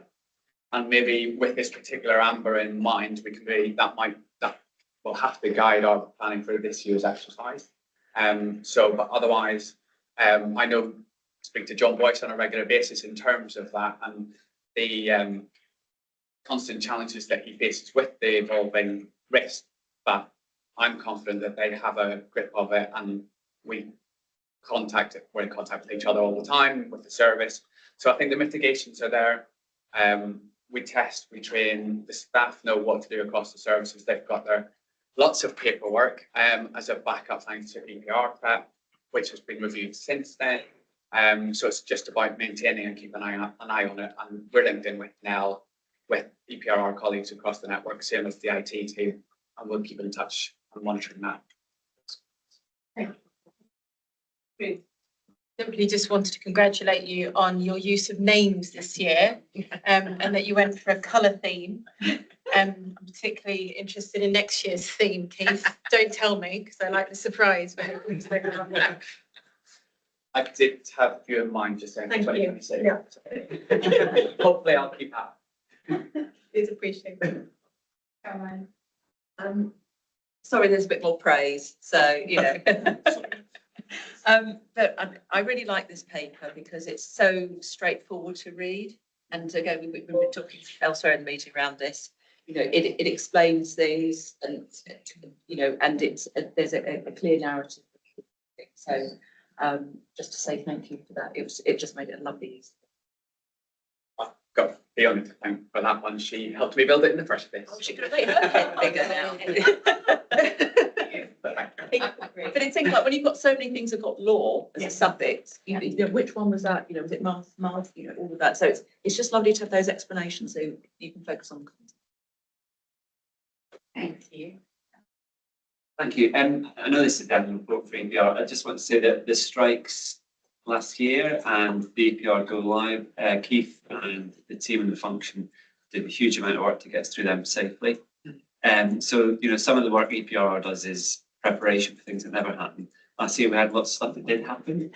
And he and the team and the network of people involved in EPR through the trust that played a really important job in getting us through the strikes, through that EPR go live in a way that minimised risk to patients and minimised risk to staff and so on. So just to say thank you to him for that, because that one I'm sure will be in next year's report, but it's been really notable in the last 12 months how important the support everyone needs to move in. Well done. Well done, thank you. And thank you for coming and sharing with us today. No problem. I'll take my head out through the door. Thank you. Right, Audit and Risk Committee.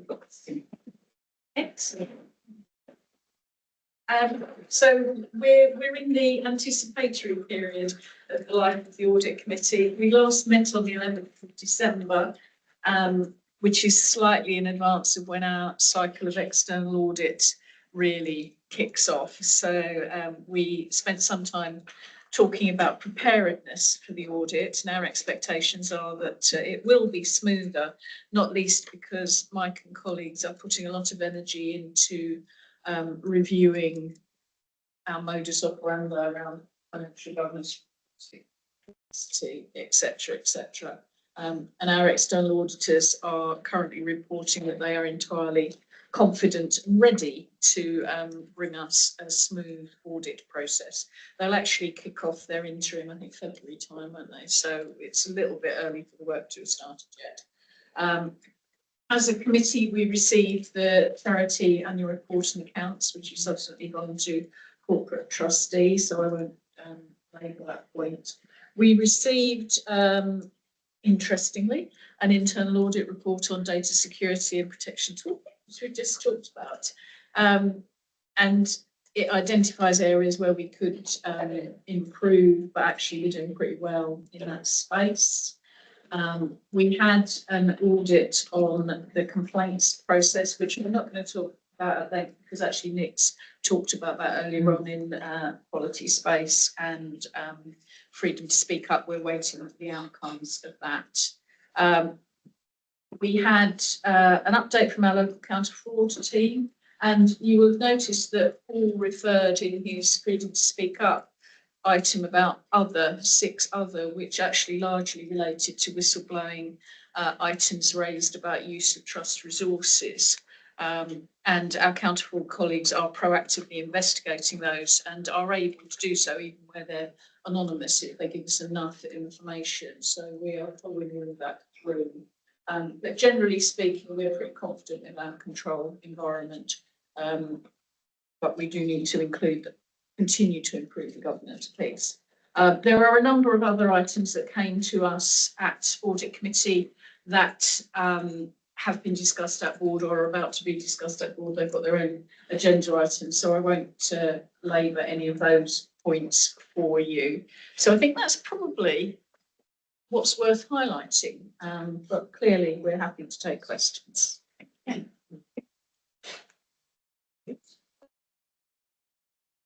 Yeah, where is it? Excellent. Good, thank you, Kat. Use of the trust seal, we've used that a couple of times. Thank you. So we're seeking ratification from the board that the seal of the trust has been used on 2 occasions between 23rd of October and the 11th of December, one in relation to a contract with building, the replacement building management system at King George Hospital, and the other for an indemnity letter relating to the pathology remodelling works in this hospital. Thank you very much. So we're happy to approve. Next, any comments? Lovely. Thank you very much. So that's ratified. Okay, health and safety strategy. Thank you, Chair. So this is a a 3-year strategy. We have taken this through a number of committees, but I just wanted to highlight a couple of things, particularly because health and safety within the organisation's undergone quite a bit of change in the last 12 months. So we have revised the terms of reference for the Health and Safety Committee to make it more appropriate and to agree which committee the Health and Safety Committee is into, which is tech, actually. We've updated the structure within the organisation to harmonise where we had site-based individual committees having very local conversations. So we've brought that together under one structure with the right people in those meetings to represent both sites, services and people. So we're hoping that, or we know, we're not hoping, we know that that is a better structure for us, gives us a clearer way of defining the strategy and gives us clear line of sight of progress being made under health and safety work activities. We are confident that the health and safety culture is embedded and continues to be embedded across the organisation. And there's a work plan in the paper which kind of breaks that down into really useful chunks, so you can see what we're doing about education, what we're doing about environment, how we are developing understanding and learning across the organisation about health and safety, and how we're reducing hazards. And then finally, what we're doing about the audit programme and how we prove that what we thought we'd done has actually made a difference, always allowing us to feel more confident about how we work from a health and safety perspective. So that's it in a nutshell. The work programme will be carefully monitored through the Health and Safety Committee, and a quarterly report will be brought to Trust Exec Committee for assurance. I would recommend that we bring our annual update back to board as per calendar events. Yeah. That's okay. Thank you very much. It's good. It's nice to have it neat and tidy as to where it sits and how it's reporting, because very much top secret. So thank you. Any comments or questions on health and safety? Good. And then the tiny little matter at the end of the pack on the board. Thank you. So I'll focus on the executive summary. This is the current position. End of December, beginning of January. 3 key points really. One is that one at-risk score has decreased, really less risk, and that relates to the digital area and the rollout of EPR. So that's reduced the score from a 15 to a 12. And then we've had 2 areas of increased risk shown in the back since the last board report. And one relates to financial sustainability, as discussed, monthly reporting, and final reporting. That's increased from 20 to 25 score. And also, as referenced by Fiona in the integrated performance report, the planned care performance at risk has increased slightly from 8 to a 12 as a result of the EPR implementation and the issues that we've discussed. So there are many movements within the back. And there's a lot of detail in the key thing to focus on is continuing to implement our risk appetite. And as we move into this last quarter of the financial year, we're working as an organisation on objectives and high deliverable next year. How we actually look at the risk side of that in terms of risk appetite is really developing. And also, let's look at how we actually map the assurance committees on board businesses so that we know what they are. And that links into work that we've undertaken in the Department of to create an assurance map for regulations that's bringing together this year. And I think also continuing to learn how to work in terms of the Supreme Court experience. I'll leave it there and happy to take any questions. Thank you. It's an extensive and incredibly detailed piece of work, which is hugely impressive. And it kind of covers everything, and we can see how much work has gone into it. I guess the question it leaves me with slightly is, And how do we use it dynamically as a business tool? Because although I can see there's a programme of places where reviews happen and what have you, yes, it's interesting to get a sense of how much do we use it as a tool, or how much of it and sort of overlay and look back and check in on what we've done. And I just wonder how you feel about where it sits in how we operate day to day and how we use it. Would be just helpful to understand. Yes, I mean, are you coming in the separate? Same point. Yeah, so, yes, in terms of decision making. So where is the risk appetite? When investment review group, executive, this case, this actually helps us to understand where is all this appetite in relation to financial sustainability or patient safety, and in terms of whatever the nature of that business case is, it enables us to see whether what the capacity is actually spend more money. In terms of actually focus on this. Those are the sort of high level areas. I'm happy to yes, yeah, it's really.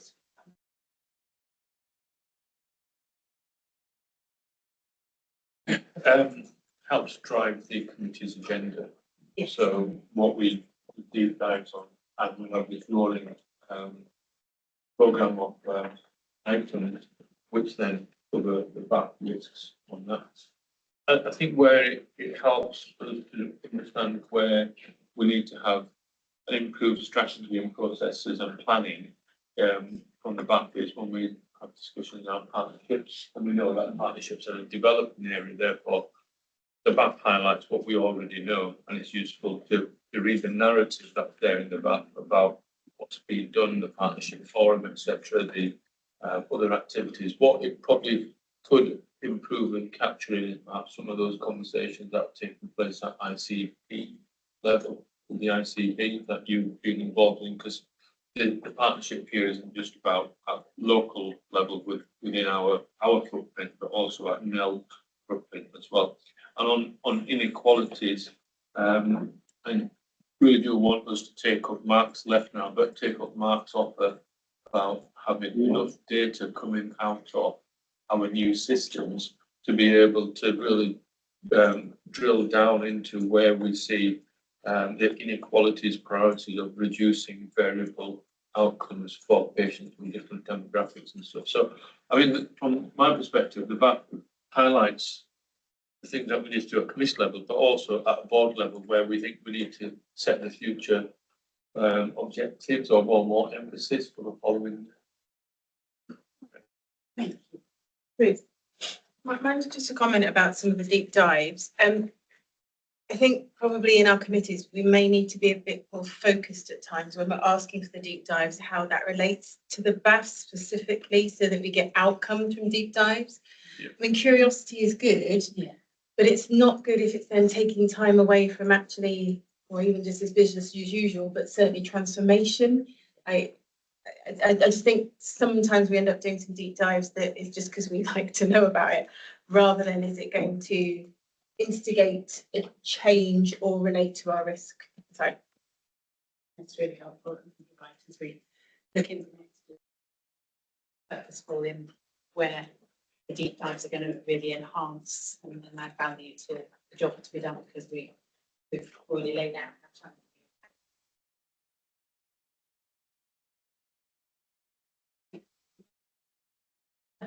Comments? We want to make a comment that what we used to do in the past, we just saw down that we went by a crude number, and these graphs are actually reflected organizational wise this, so that we didn't really have, we had a risk strain away that was populated by individual areas and then it just went up by the school. But now the BAF actually looks at the whole across the organization, looks at the risk, which I think is a really useful thing for, and maybe a tool for various areas to work together, which did not align in the way we worked in the past. And just thank you to the team. I know how much work is going into producing such an extensive and comprehensive document. It's fabulous. So really appreciate that. Thank you very much. Good. Okay, so we're reaching the end of the agenda. I'll invite anything that anyone wants to raise under A and B, but I'm going to go first, if I may. Because I don't think we can ignore the fact that this is Mike's last public board meeting. So we will have him with us for his penultimate day with the trust for our next board, private board, but it's your last public board, and Mike, I'd just like to say on behalf of the entire board, a huge thank you for so much you've done. No easy feat by any means to keep us on the straight and narrow and manage all those relationships and juggle all the challenge of the financial position and working as you have, I know, before my time, along with everyone else, to get the trust where it is out of special measures and performing as well as it is under increasing pressures. So you've done a fabulous job, and I think it will be long remembered just what a contribution you've made. Thank you. Good. Anyone else follow that with it? Raising under A and B. Let's get in first. No. Good. Okay. Very well chaired. That's all. Finished yet? Next item of we'll talk about meeting effectiveness with you along. Let me know if there's any feedback. Thank you. That's questions from the public. Yes. Chair, questions for Matthew. There's two questions, if I may. Part of a community group that we're investigating whether a judicial review on health grounds is possible against Redbridge Council.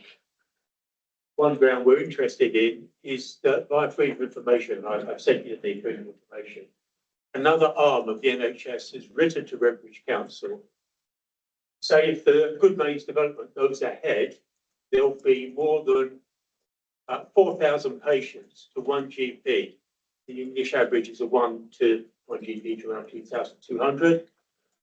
The NHS have said it will damage healthcare locally. It's not over yet because the council don't have to make a decision until the 30th of April this year as to whether the existing plan is acceptable to the officers. It looks as though it's around £2 million, probably in excess of £2 million. The Redbridge Council could ask of the developer, section 106 is the jargon. So my first question is, will this board follow up on another arm, I forget what arm of the NHS it was, and also write to Redbridge Council expressing your concerns about the proposed development not having a GP facility, and ideally, and it might be a big ask, but the second ask would be to write to Western Homes and Tesco. Ask Redbridge Council to write to Western Homes and Western Homes and Tesco to say, ask for the 106 help, because it will make a big difference to our local community if there is a GP facility on that side. I was going to suggest you the other topic question on the similar subject. So it is, do you want me to ask that question? But there's a second one. Have you had? Sorry. I was going to say, I think Stuart. Sentences, but you can ask. Do you want to ask part two? And then we'll run through Stuart's two questions. Then I'll answer them as a suite. Oh, the second question is: has anyone from the GLA or Redbridge Council, or indirectly another organisation, governmental organisation, written to you within the last 5 years to say, because of the London plan, which has got a projected increase in population, London population of around 1 million over 10 years, do you need more acute beds or critical care beds, more staff to cope with the growing population? Thank you. I don't know if Stuart, you want to add to this? Thank you. Yes, thank you very much indeed. First time, I'm a member of the public, just a member of the public. Very interested in hearing what you've said, and I'd just like to thank you very much indeed for what you're all doing and what the BHRATT do. My wife and myself have experienced very good service from you, so thank you very much indeed for that. The questions what the points that have come up actually are very relevant probably to my question. The two questions. The health impact assessment report included in the submitted planning application to Redbridge Council for the redevelopment of Tesco Goodmayes site, to which the NHS has already raised concerns, leading to a revised report being issued. It now includes the following statements. 5.2.26. In this regard, taken as a whole, the GP services located in the area around the site are considered to be of very high sensitivity to changes in population. 6.1.1. The proposed development of up to 1,379 dwellings is anticipated to yield a population of up to 3,000 people. Other recently built and planned developments in the south of the borough has and will lead to a very significant increase in the population of the BHRUT responsibility. BHRUT currently states the organisation is already under very significant pressure. Quote, the sensitivity of local health infrastructure therefore is high, and any increase in patient demand will exacerbate existing access issues. So my first question is, can, and if so, how does the BHRUT intend to facilitate coverage of the cumulative increasing population? And question two, are sufficient support and considerations given by Redbridge Borough Council to BHRUT regards the increasing population for which the BHRUT has the responsibility and care? Thank you very much. Thank you. I say thank you to Andy Stewart for raising this. It's a really important point, and you've heard throughout the board today how busy our hospitals are. We live in a part of London that's facing significant population growth, higher than most other parts of London, and certainly higher than most parts of the country. And there is a challenge because the ONS data that's often used to inform the health funding formula doesn't necessarily keep pace with London's population growth. The GLA data for London sometimes shows significantly higher growth than you see in the ONS for national formula. And that poses a problem for us. We can see increased demand on acute hospital services, and we also know that within our boroughs we have the lowest level of general practice coverage per head of population in London as well. And that puts pressure on services despite the huge numbers of additional appointments our local GPs have been able to offer in recent years. North East London is the Integrated Care Board that's written to the council to express their concerns, and they shared that with me. The number of patients per GP that are quoted in the ICB's email are very high, more than 4,000 patients per GP. The ideal number nationally is about 1,800, and we already quote much higher numbers than that in our and that clearly is cause for concern. I think it's very important that planners and developers take into account the infrastructure needs for people moving into new buildings, including their healthcare needs. Now, Section 136 is interesting. There was a judgment in 2023 where University Hospitals Leicester asked for funding to the acute hospital because of developments in its patch, and that wasn't upheld.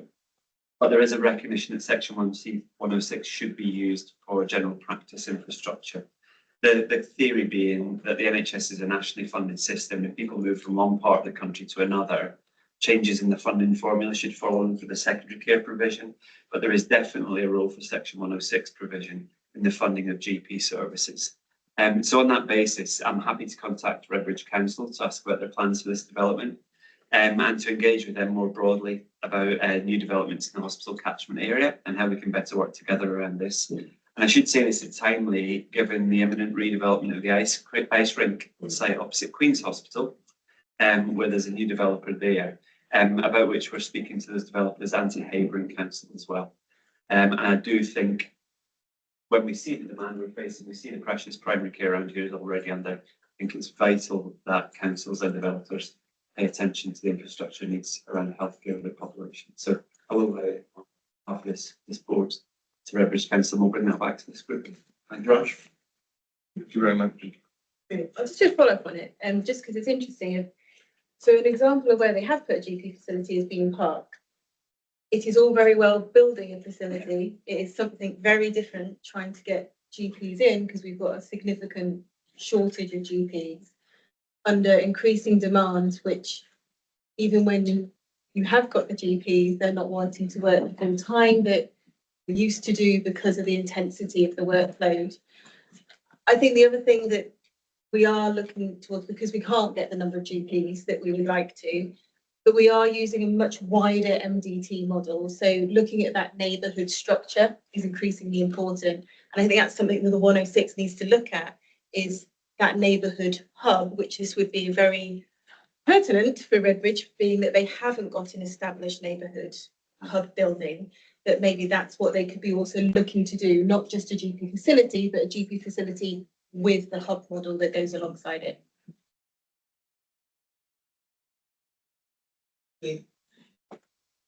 Very much. Thank you, everyone. Our next meeting is, our next public meeting is the 5th of March, and it will be also here at King Lodge. Here, so thank you very much, everybody. Yeah, let's take that.